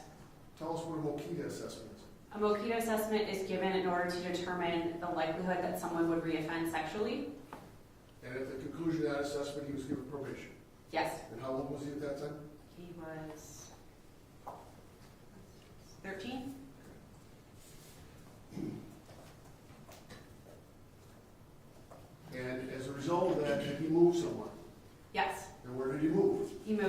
his paternal grandma, Okay, and you know her name? Cynthia Lipscomb. And how long did you live with Cynthia? I'd say, I got different reports, but about less than a year. And what happened while he was with Cynthia? She reported that he did pretty well over there, that she was able to kind of provide him with help with homework, and that she had some pretty strict rules. He was always very respectful when he was in her home, and that she, had a yard that he could play in, which she felt like he really liked because he didn't have that when staying with mom. What do you mean he didn't have that when staying with mom? He wasn't allowed to play outside because it was a pretty dangerous neighborhood, and there wasn't much, it was a subsidized housing, so there wasn't a yard per se. So he's doing well with Cynthia, correct? And did something happen while he was with Cynthia, with his father? His father went to jail. Okay. So he's over with Cynthia. Did his father live there too? Yes, at certain points. So he's over with Cynthia, he's doing better, his father lives there at certain points, and then what grade was he in about that when his father was arrested? 7th grade. And you say his father went to jail, Yes. and you know for how long? 4 years. So while Armand was doing well before that event, what happened then? Things, started to ramp up again with behavioral acting out. That's where you see some more juvenile justice involvement. He talked about being angry, that Dad was not in the picture, and feeling confused because he didn't know he was in jail until he heard the recording on the phone call, where it says you have a call from this inmate. That was how he found out he was in jail. He was never told he was in jail. So can you back up and explain that a little bit more? So he was not told why his father was absent? Correct. At some point he heard when somebody calls from jail, there's a disclaimer. Yes. This call comes from Ohio Correctional Institution. Right. And then you decide whether or not you want to take it. Yes. Okay. Explain to us how he figured out his dad was in jail. So he says that he, heard that and pieced it together. He was old enough to figure that much out, but was never directly told. They would say things like he's gone or he's not here, but there was no discussion about where he actually was. And even though he knew that he was in prison based on the recording, he just didn't really know what to do with that information. What's the next event in Armand's life?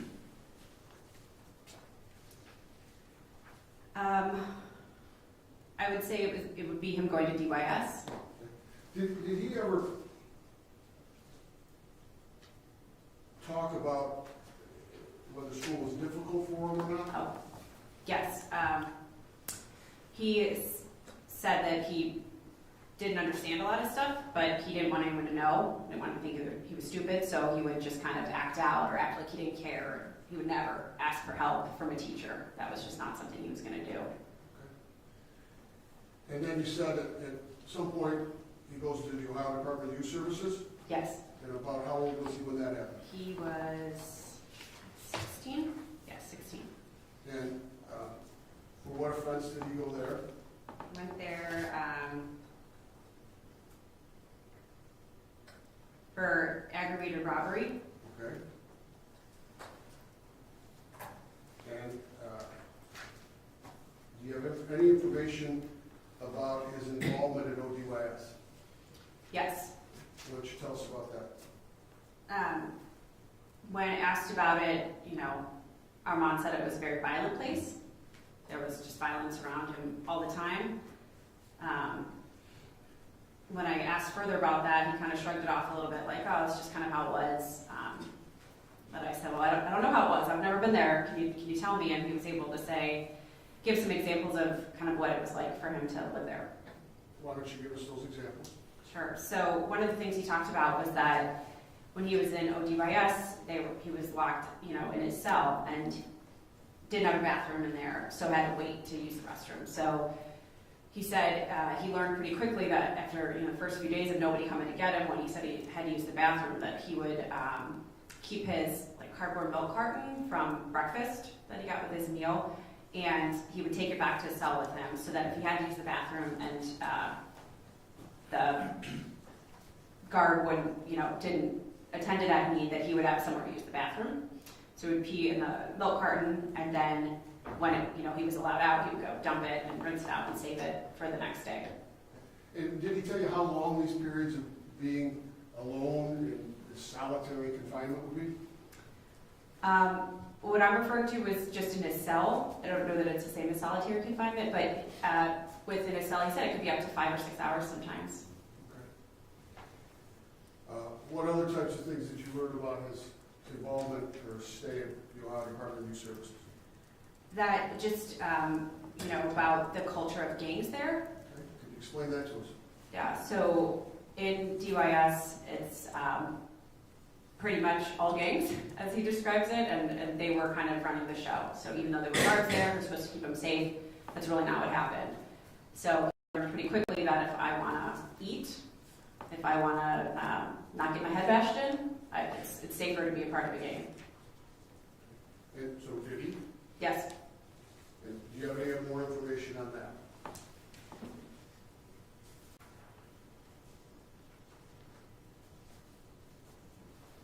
And I think, understandably, he was a little reticent to share that he was involved with, being in a gang, but was able to say, that's just how it was. If you were not part of it, you were the target.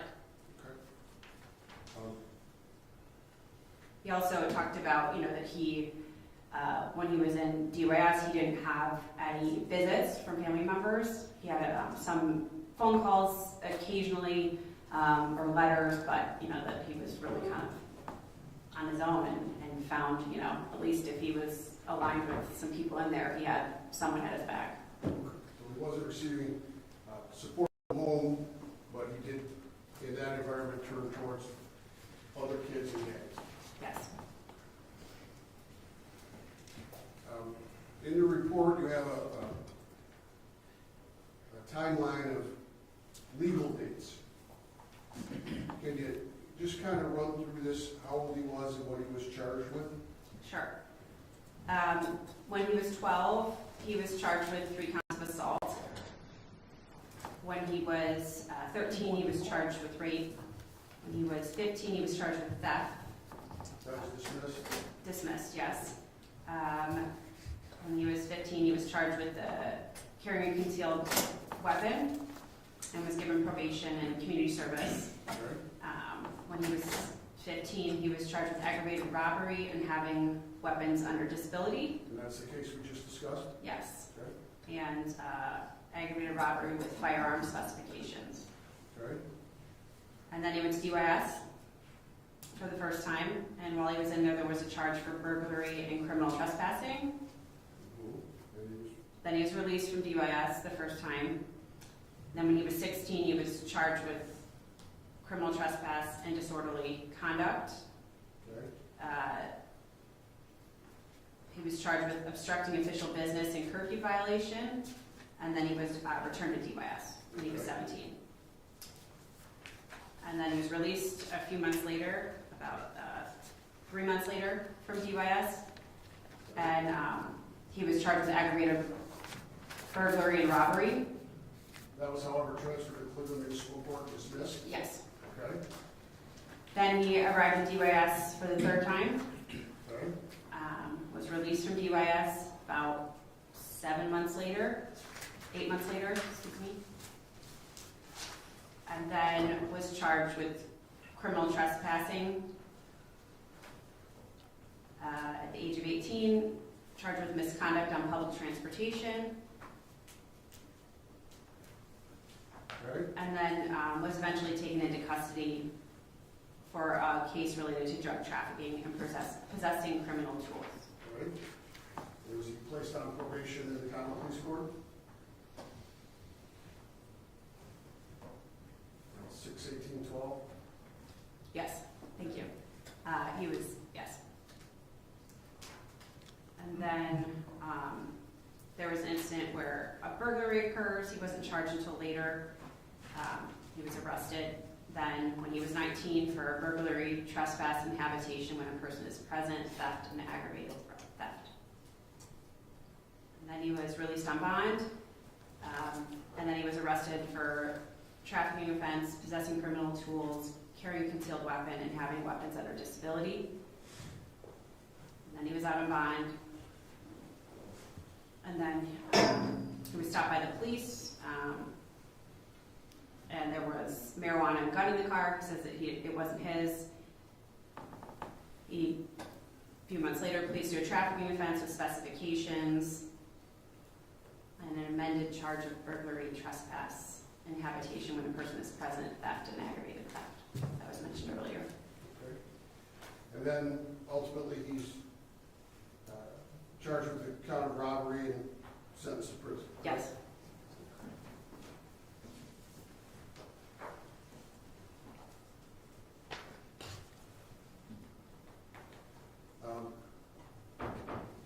Did Armand ever complete high school? No. Would he have any skills for gainful employment? No. Did he ever have any gainful employment to your knowledge? He reported working at a hotel for about 2 weeks. Did you do any investigation on his brothers, Raymond and Ricky? Yes. And tell us what you know about them. I've met with Raymond and Ricky, and they were very pleasant and cooperative and wouldn't sign any releases, but had kind of said, things were good in our childhood. There's nothing else to know. Then I, didn't have contact with him for a while. Is that consistent with the records? No. Okay. Go on. Then I was trying to track down Armand's mother for a period of time when I wasn't getting any responses. So I had asked the other family members who were involved, Armand's father, his aunt, and his grandma, if it might be a good idea for me to try contacting his brother, since it's their mom too. Maybe they would be able to put me in contact with her. And I was told, they wouldn't be able to do that. Did you ultimately learn why they wouldn't be able to do that? Yes. Okay. And why was that? They were both, make sure I get the terminology right. They were both arrested as suspects in a fatal beating of a man in July of 2021. So they were both charged with aggravated murder? Yes. It's true that one brother has since pled guilty? Yes. And the other brother is waiting trial? Yes. So the three brothers from Takeyra and Armand all were charged with aggravated murder and something? Yes. Does Armand have any military history? No. Did you check any religious history? He identifies as Christian, and he says religion is important to him, but didn't really have any formal church-going experience that he shared. How about any substance abuse history? He denied any issues with abusing substances. He said there was some marijuana and alcohol use beginning at age 16, but some of his records indicate that he was diagnosed with cannabis use and alcohol use disorders at previous times in his life. You talked a little bit about his mental health history, about the Applewood, correct? Mm-hmm. And was he diagnosed with anything in Applewood? Yes. What was that? He was diagnosed with disruptive behavior disorder. We've already discussed the fact that things were improving, but then that was stopped due to non-attendance. Yes. Was he seen by any mental health professionals in the Ohio Department of Youth Services? Yes. Can you tell us about that? Yeah. They did some testing on him. They interviewed him and they reported their findings. They reported IQ findings of 75. What does that mean? What's a 75? 75 would put him in the borderline range of intellectual functioning. Is there a percentile among people that have a 75? Or is that not a question for you? I don't know that that's my expertise. Okay, fair enough. So, but he was put in the borderline range of intellectual functioning, correct? Yes. And can you continue with the testing? Sure. He was also diagnosed with having a cannabis use disorder. as well as conduct disorder. Right. They listed some previous diagnoses of depressive disorder, NOS, which means not otherwise specified, and possible borderline intellectual functioning. Was he treated for any of that at OUS? There's not a record of any treatment. When I asked Armand about treatment, he didn't even know what I meant. What does that mean? When I explained what treatment might look like in that setting, he said that he maybe went to a couple of groups, but they weren't consistent.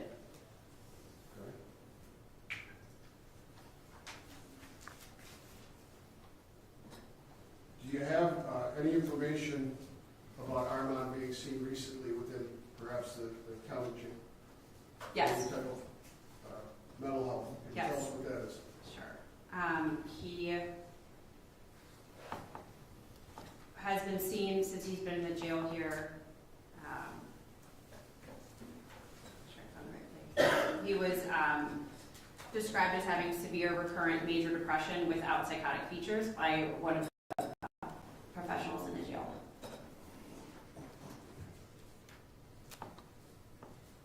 He was also added to the mental health caseload in September 2021. Did you inquire of Armand whether anybody else in the family had any mental health issues? Yes. And what was his answer? No. And that's not consistent with the records, is it? No. I want to go back to the half-brother, okay? Mm-hmm. What was his name? James? James. What do we know about James? Based on the children's service records I have, they said that he received Social Security, or SSI, so supplemental income for having a deformed head as a baby, and that he lived in the same home as Armand, where the neglect investigations, during that time he was in the home. There's one record later where he was brought home by the RTA police for being at a rapid station late at night when he was adolescent. But we don't know why, I mean, he got SSI. Yes, We don't, deformed head, but we don't know what his cognitive skills are, what his intellectual abilities are. We don't know any of that, correct? right, I don't know. Right, and either, or certainly mom wouldn't sign any releases for that. Correct. Do we know if there were any diagnoses on his brothers, his other two brothers? Yes. What were those? His brother Ricky was diagnosed with ADHD and oppositional defiant disorder, and he took medication to help manage the symptoms of that. And his brother Raymond was described as oppositionally defiant, and they said he had some mental health as well as cognitive delays. Any suicide attempts? Yes, Raymond reportedly attempted suicide as a young teen and spent time in a residential treatment facility. So the accounting by Armond Jr., Armond Sr., Takeyra, any family members, that there were no other mental health issues, that would not be consistent with the records. Correct.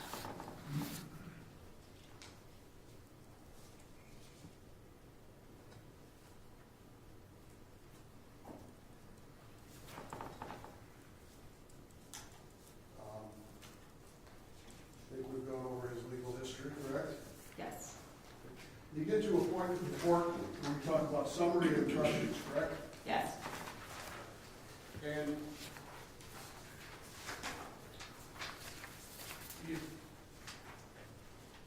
what is Maslow's hierarchy of needs? It is a theory of understanding human behavior and human development. It takes into account motivation for behavior of individuals based on needs that are unfulfilled. Okay. Did I just touch that? You touched that. Would you touch it? Because I'll break it. I won't be here all day. Should be this way.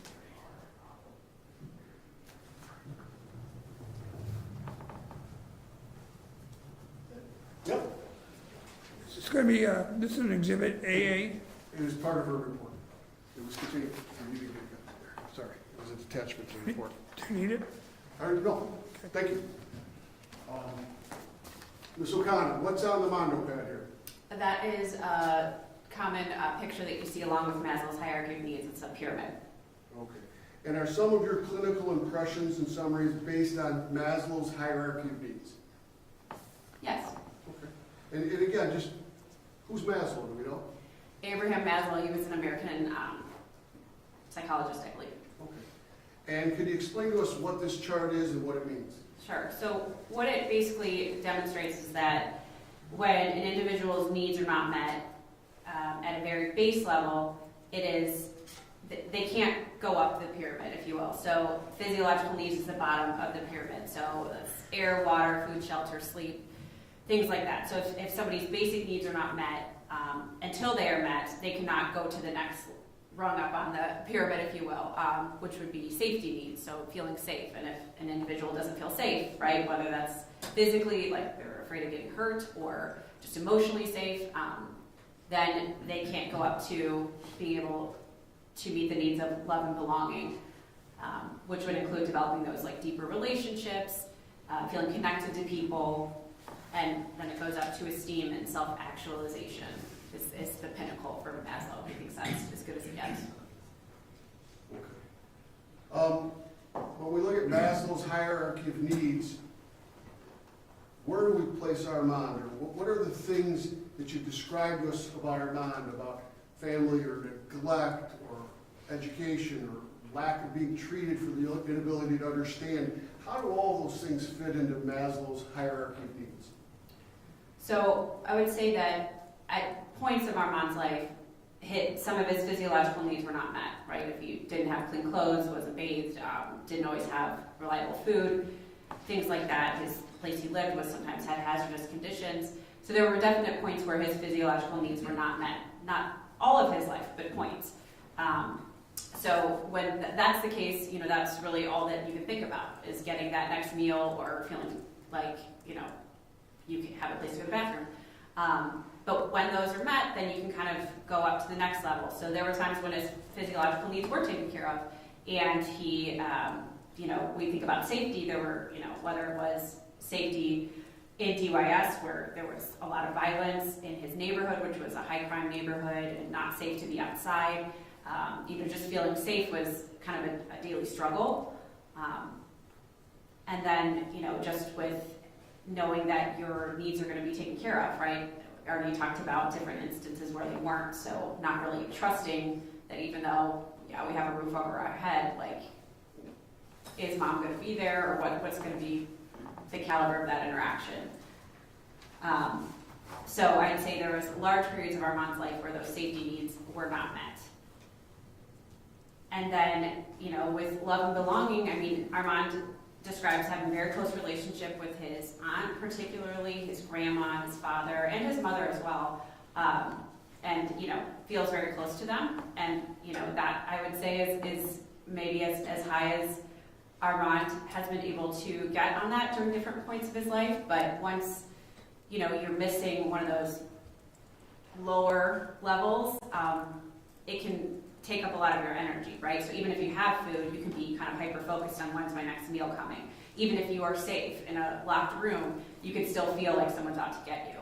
So even if the needs are met, there still, can be a really lingering impact on the times when they weren't met.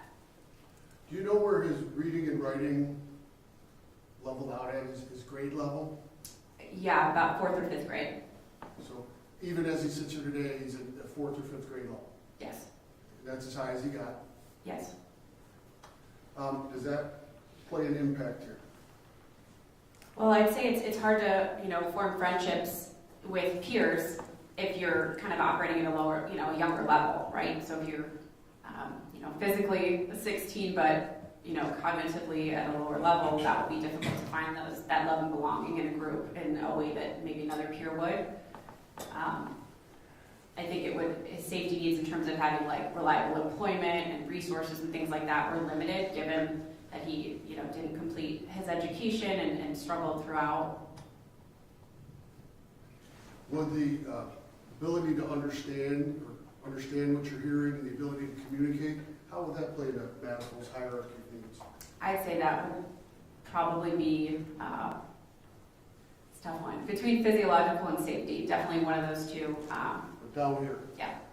keeping us in, bouncing between these two Mhm. lower levels. Yeah. Okay. Can I have a moment, Judge? Hey,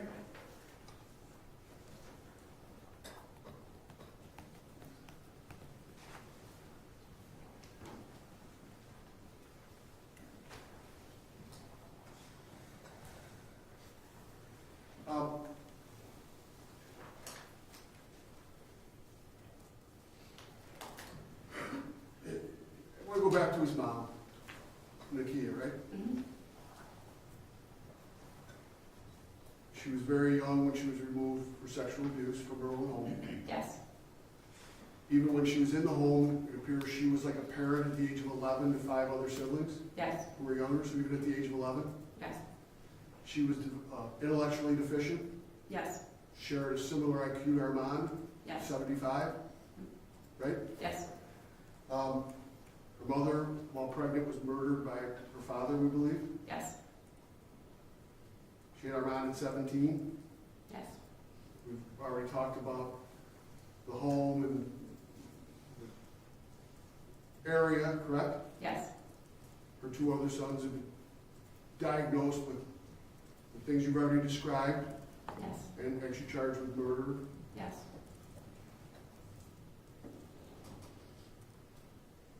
You've talked to her Yes. and tried to get her here. Yes. She wanted anything to do with it.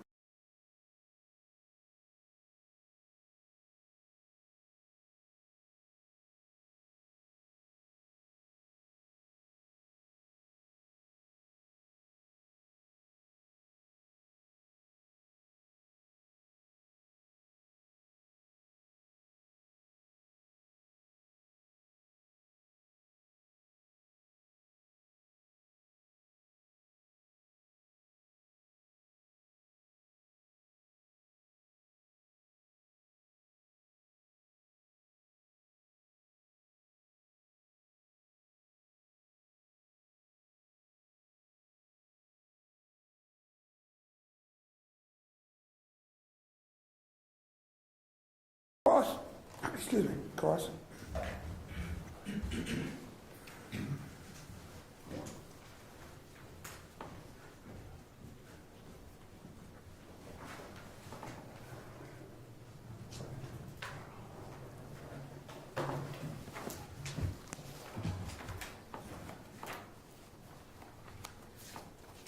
Good morning, Ms. O'Connor. My name is Kristen Carver. I'm going to ask you a few questions here today, okay? Okay. So we started out this morning with Mr. Shaughnessy. Hold on, let's go sidebar real quick.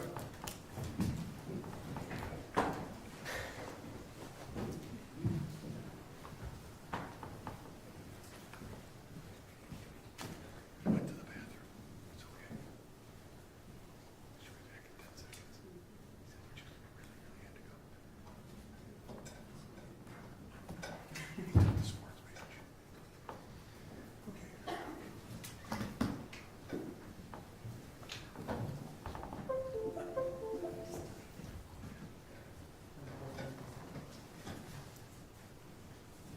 I'm sorry, you may continue. So let me back up for a second. You were hired by the defense, is that correct? Correct. And when we started out this morning, and you went over some of the things that you reviewed with Mr. Shaughnessy in preparation of your report, your testimony here today, correct? Yes. And you talked about, and the date of your report is September 7th, is that correct? Yes. Do we have your most updated version of your report? The only thing when I was asking how many times I've met with the family a couple times since then, so when I answered, I added like the times I met with them, but nothing else has changed now. All right, so when you talked about the interviews with the family members since September 7th, those have changed and you've talked with them on additional occasions that were included in your original report. Right. Yeah. And you indicated that you reviewed records from the Department of Children and Family Services, correct? Yes. And those records are both historical as they related to Armand, correct? Yes. And you said that you also reviewed records in which he was an alleged perpetrator, is that correct? Yes. And those records are from least most recently June of 2019, is that correct? I believe so, yes. And yet you didn't include any summary of those records and what they said about that involvement with Children and Family Services in your report here today. No. And is this the first time you've testified in a mitigation case? Yes.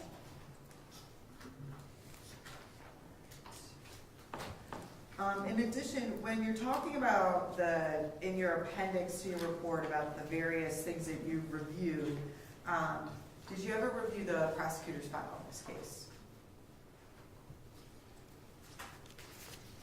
No. Did you ever review any of the evidence presented or exhibits during the trial phase of this case? I believe I saw some text messages in our investigator's report, but not. Objection? Time out.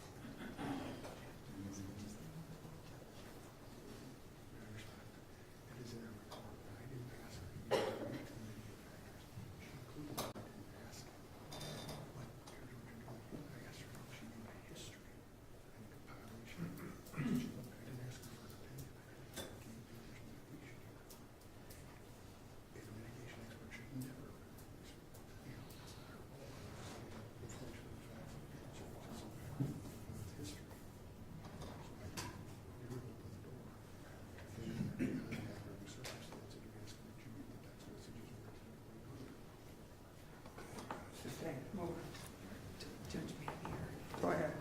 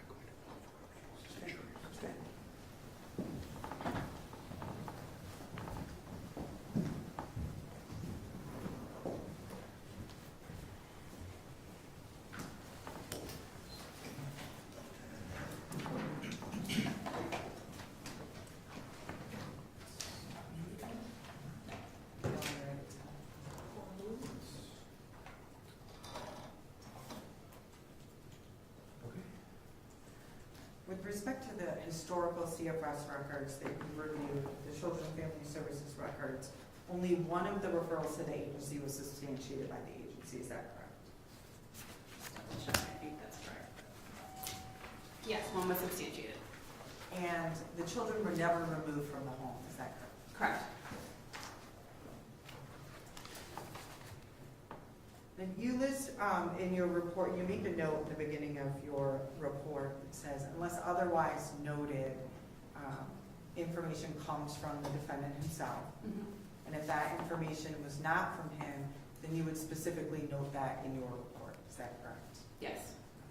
And is it fair to say that part of your role in examining these records and evaluating the history of the defendant is looking at things that they self-report or their perceptions, and then comparing those to actual records that you're able to obtain? Yes. I'd like to direct your attention to the bottom of page 5 of your report.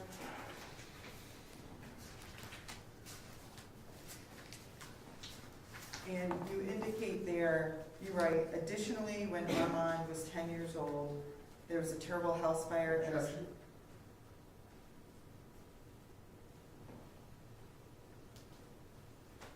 Overruled. Go ahead. There was a terrible house fire at his mother's home. The family was asleep when someone broke into the house and set the house on fire. And then you write, this led to Armand feeling unsafe, having nightmares, and being hypervigilant. Given the significance of these events, there was very likely some negative impact on his academics as a result. But as no academic records are available for this time period, it is unknown how Armond Johnson fared during schooling. During that period, yes. Okay. And the information with respect to that fire was provided by Armand. Yes. Was that verified through your interviews with any other family members?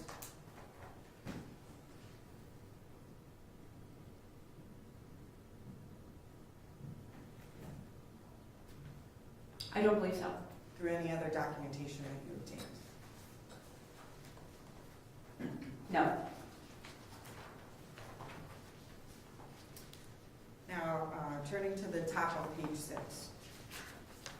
Prior to being referred to Applewood Centers for outpatient counseling, Armand was in a fight at school, and that resulted in his first criminal charges at juvenile court. Is that correct? I don't know if it was his first, but I have to look.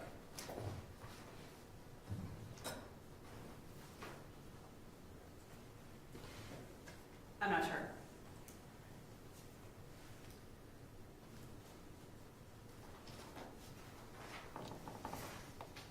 So in October of 2005, and this is referenced, I believe, on page 8 of your report, Armand was charged with 3 counts of assault, and you referenced the delinquency case number, pled guilty to 2 counts, was placed on probation for 1 year, was given 25 hours of community service, and a letter of apology to do.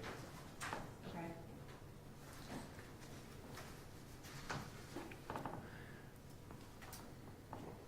And if you go back to the top of page 6 of your report, where you talk about him assaulting an individual, Armand says that he was in a fight with a peer, and when a staff member attempted to break up the fight, and he accidentally hit this staff member.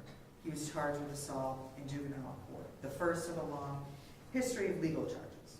Okay. So that was the first, correct? It would appear that way. Okay. So then, the next thing that you know on page 6, and you talked about this with Mr. Shaughnessy, is the charge that he received with respect to rape. Is that correct?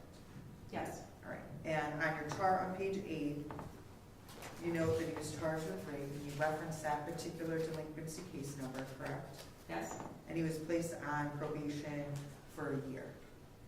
Yes. And he was 13 at that time. Is that Yes. correct? Okay.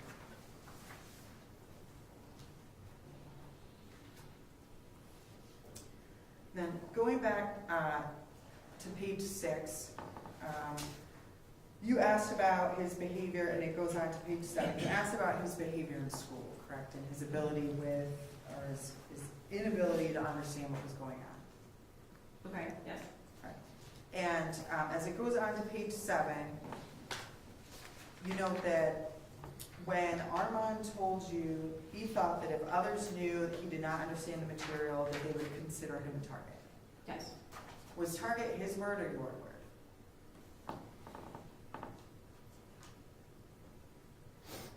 His word. And then he went on to tell you that he tried to mask his academic shortcomings by pretending he didn't care and acting out behaviorally. Yes.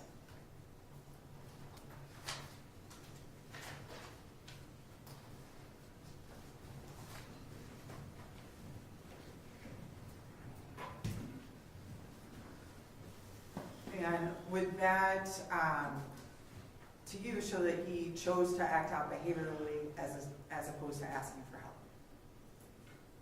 Sometimes, yeah. I'd say. That was a choice he made. At times.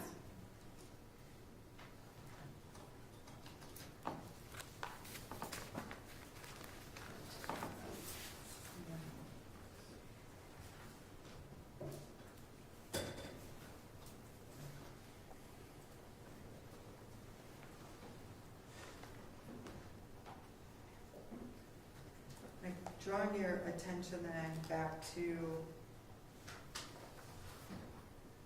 page 7.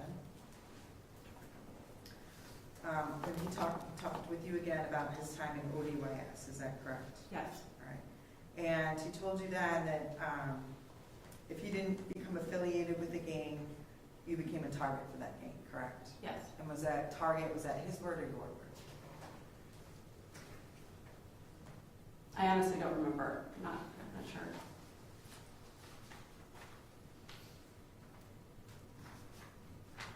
Now, moving on to page 8, and that's where you include a chart with respect to his progression, if you will, through the juvenile court system. Is that fair to say? Yes. Okay. And before you reference that chart, in the bottom of that first full paragraph, you write, "What is striking about Armand's pattern of behavior is that it represents a very clear shift." All right. Let her finish her question, please. A very clear shift from his criminal behavior before ODYS and his criminal behavior after ODYS. Overall. And then you reference that table, correct? Yeah. Okay. So we talked about the 2 counts of assault he pled guilty to in October of 2005, correct? And he received probation and community service. And we talked about the charge of rape from April of 2006, correct? Yes. Also received probation for that. Yes. And then in 2008, he was charged with CCW, which stands for carrying concealed weapon. Is that fair? Yes. And it references that specific delinquency case number, does it not? Yes. He was found delinquent and he's again placed on community control, sanctions, or probation. Yes. And part of the, was also to enroll in an educational program, participate in counseling, and community service. Is that fair? Yes.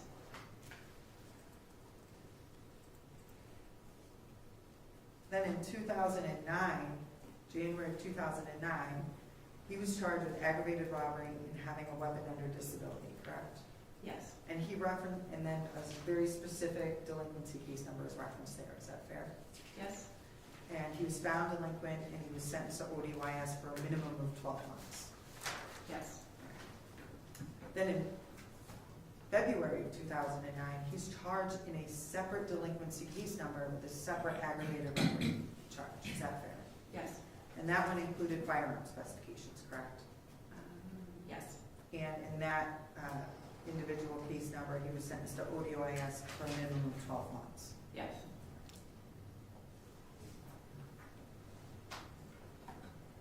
So prior to being sentenced to ODYS, he was placed on probation by the juvenile court on 3 separate occasions.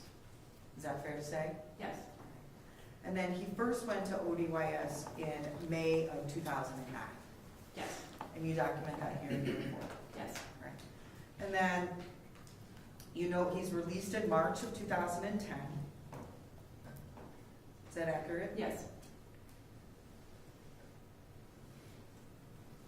And then after that release in March of 2010, in April and August of 2010, he picked up some new charges, correct? Yes. All right. Those are criminal trespass and disorderly conduct. Mm-hmm. Would you agree with me those are misdemeanor offenses? Yes. Okay. Less serious than rape? Yes. Less serious than assault? Yes. Less serious than aggravated robbery? Yes. Less serious than aggravated robbery with a firearm specification? Yes. And then the next case he picked up was another criminal trespass and also disorderly conduct, correct? Yes. And again, those are less serious than the offenses Objection. Overruled. that he had previously committed before going to ODYS. Is that fair? Yes. And then in August of 2010, he's charged with obstructing official business and a curfew violation, and he was found delinquent of count 1, obstructing official business, and unruly on count 2. Yes. Is that fair? And then he was sentenced back to ODYS for that. Yes. obstructing official business, also less serious than those offenses for which he went to ODYS originally. Yes. And then he gets sent back to ODYS, right? Mhm. He's there for a period of time, and he's ultimately released in December of 2011. Is that fair? Yes. And now he's turned 18, correct? Yes. And so he didn't have to stay in ODYS till the age of 21, right? Yep. And now he's an adult, correct? Yes. So the juvenile court no longer has jurisdiction over him. Right. Is that fair to say? Yes. So between December of 2011, he's charged with various offenses as an adult in Cleveland Municipal Court in Cuyahoga County, correct? Yes. And he's given probation.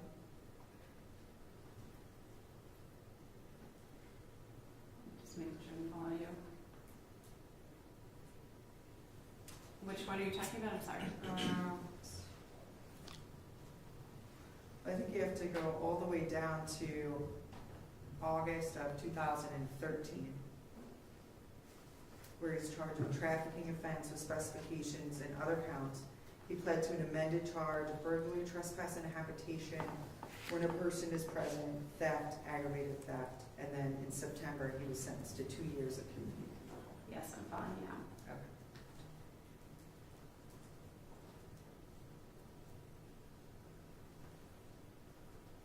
So 2 years go by, and he's given a probation offense.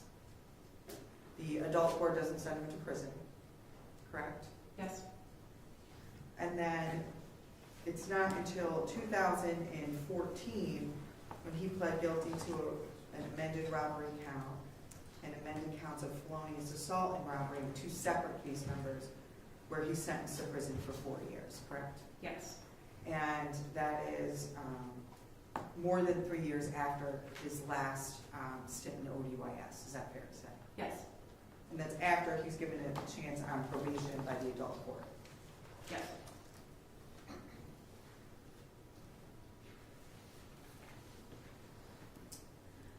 I'd like to draw your attention to the top of page 10. You asked, is it fair to say you asked Armand about his continuing involvement in criminal cases? Yes. Okay. And he gave you a response, is that correct? Yes. And you actually put this in quotation marks, is that fair to say? Yes. And does that mean it's a verbatim quote from him himself? Yes. All right. Did he say the following? Let's say you're really good at running track. You know how to do it, you understand it, and you know you can be good at it. Now let's say someone comes up and asks you to jump rope. You don't know how to jump rope. Are you going to try to jump rope? No, you're not. You might be able to learn how to jump rope, but you know you can run track. You're going to stick with what you know. Is that an accurate quote from the defendant? Yes. And was that in response to his thought process regarding continuing to engage in criminal behavior? Can you repeat the question?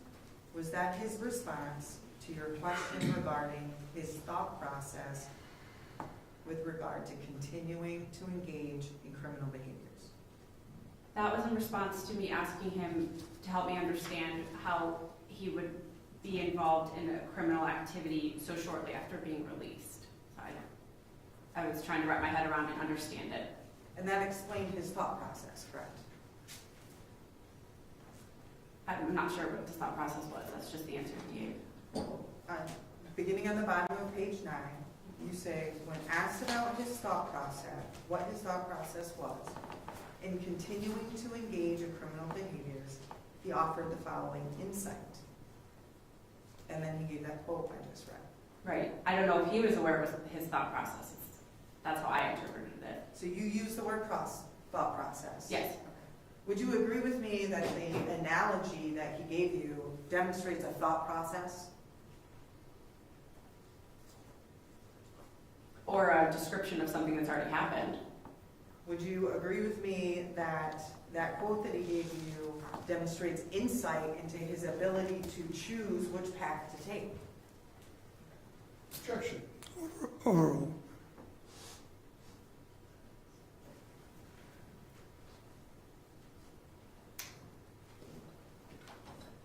When referring to what we're referring to, yes.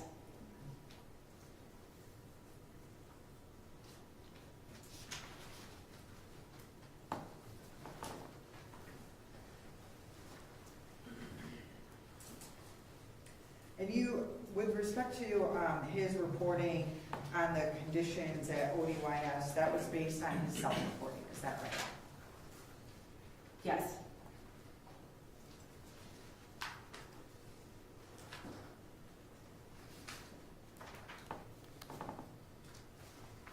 You talked about his mental health history, is that right? Yes. And he's been diagnosed with depression. Yes. Does he take any medication for any diagnoses? No. Has he ever been described any medication for any diagnoses? I believe he may have been prescribed something in the jail, but I don't believe he took it. By choice? I'm not sure.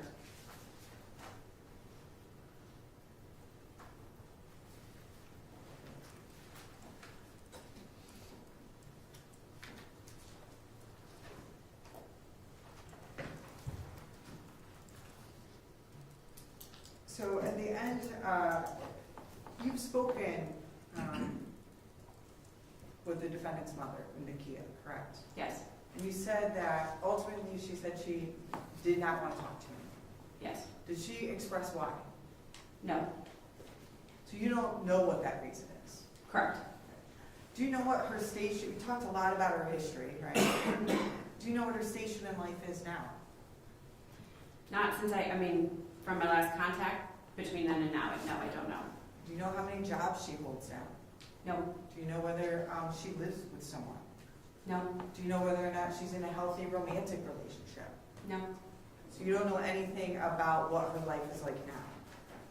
I've asked, but I was not given any of that information.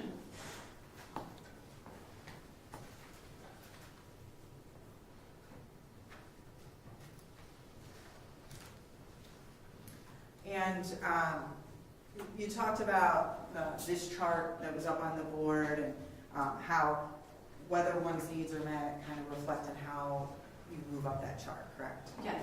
So there are times in Armand's life where some needs weren't being met, correct? Yes. But not all of the time, is that fair? Yes. Right. And yet he was able to form and maintain some good relationships, wasn't he? With his aunt and his grandma specifically. Okay. Right, and despite the fact that his dad went to prison when he was younger, he now has a very good relationship with his dad, does he not? As far as I know. And the relationship with grandma, right, they have a good relationship. He has a good relationship with Kalita, his aunt, Yes. and even has a good relationship with his mother. I don't know how he would characterize it, but he never told me it wasn't good. And he still had that ability to form and engage in relationships with other people, correct? Yes. He had a relationship with Takeyra, I believe so. and that spanned years. Okay. Is that fair? I'm not sure. So you talked to Armand 20 times? I don't have the dates is what I meant. I can't say if it's years or not. I know that they were together. Did you ever talk to him about his relationship with Takeyra? A little bit, yes. So he, despite this history, had an ability to form an attachment to her, right? Yes. And to his child, to Yes. Armand Jr., and they had a relationship, is that fair to say? Yes.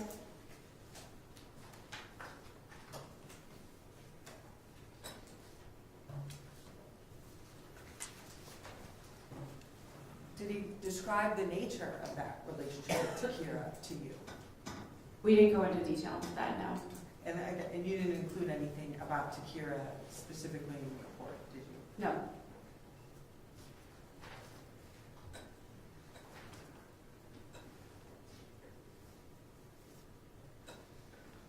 One moment.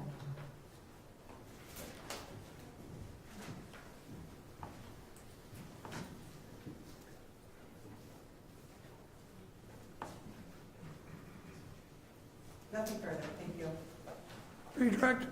Thank you. Oh, hold on one second. Does anybody need a break? Okay, we'll go. Armand's recounting of what happened or his perceptions always accurate with known historical records? I'm sorry, can you say that again? The things that he told you always consistent with the records? No. You were asked if you know if there was a house fire, correct? Yes. Do you? I was told there was a house fire. By Armand? Yes. You don't know Correct. them? Okay, that's fair, right? Yeah. That's your answer. Mhm. So, we talk about choice and decisions, correct? Yes. In the records you've reviewed between the schools and current testing, his reading and math are at 4th to 5th grade level, correct? Yes. And that would place you at about 9 to 10 years old, correct? Yes. Choice? No. His IQ is at 75, both as a juvenile and as an adult, correct? Yes. Consistent? Yes. Choice? Objection. No. Overruled. Do we pick our IQ? No. And that's borderline intellectual functioning, correct? Yes. Okay, on the bottom, Yes. right? You may not be able to take care of yourself or other things, correct? At times, yes. We can go through that chart of all the prior offenses, when each one was committed, before or after ODOS, after ODOS or the institution, still a 5th grade, 4th grade level, right? Yes. 9 to 10 years old, Yes. functioning, and a 75 IQ, right? Yes.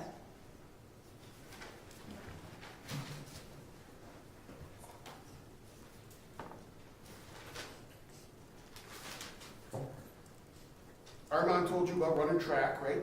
Yes. And then you don't jump rope, right? Yes. You're kind of asked what he meant by that, correct? Mm-hmm. You could only write down what he told you, correct? Yes. You can't get into his mind, right? Right. When Armand got out of ODOS or out of the institution, did he have the IQ or intellect to go down and get a job? No. Objection. Overruled. Did he have the IQ or intellect to enroll in school or things of that nature? No. He operated like a 5th grader with borderline intellectual, right? Yes. Was he being let out into an environment that would foster those things? Objection. No. Overruled. No. Right?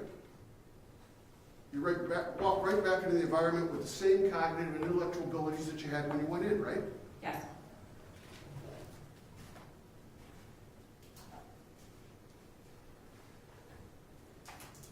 We don't know where his mom is because she told us to stop calling, right? Yes. She did have interaction, right? Yes. And she stopped. Yes. His mom. Yes. Whether that's due to her own intellectual disabilities, her own depression that she had at the age of 13, or her turning her back on him. We don't know, right? No idea. What we do know is she's not here. Yes. Thank you. Recross. Briefly. The fact that someone has served periods of incarceration can also affect their ability to obtain employment, is that correct? Yes.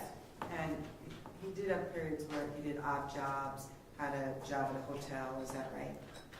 The only formal employment I'm aware of is 2 weeks at a hotel. He would talk about like shoveling snow and mowing lawns. He was able-bodied, correct? Yes. He told you about the ability to go to the hospital and try to establish new primary care with the doctor, correct? I don't believe he told me that. That came from the records. So there's a record that he tried to establish medical treatment by getting a primary care physician, correct? Yes. I mean, is that something you would expect somebody with a 5th or 4th grade reading and math level to be able to do? If their mom set up the appointment. Well, this was when he was an adult, right? He was 19 according to your records. Right, but if just because he went doesn't mean he was the one who set up the appointment. But you don't have any information to indicate that he wasn't. Sure, yeah. And we can speculate all we want about why his mom's not here today, correct? Mm-hmm. In fact, Armand Jr. was her grandchild, correct? Great-grandchild. Or, I'm sorry, mom, yes, grandchild. So she could be not here because she doesn't like the fact that her son did this. I have no way of knowing her. Thank you, nothing further. We step down, thank you. Let's go sidebar.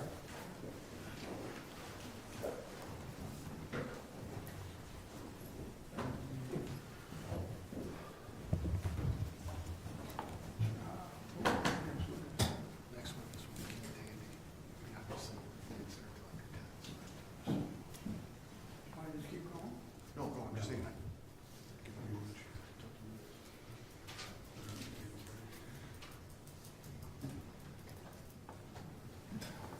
I guess we'll recess for lunch. It's not gonna be a long lunch. 45 minutes. Report back to the fourth floor. Please do not discuss the case. All rise for the jury.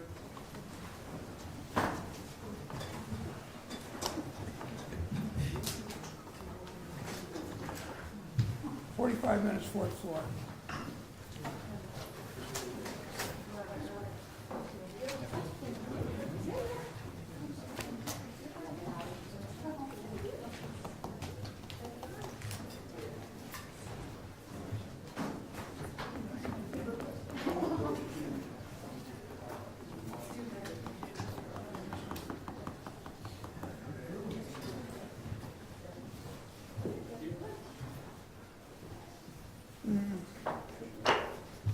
Okay.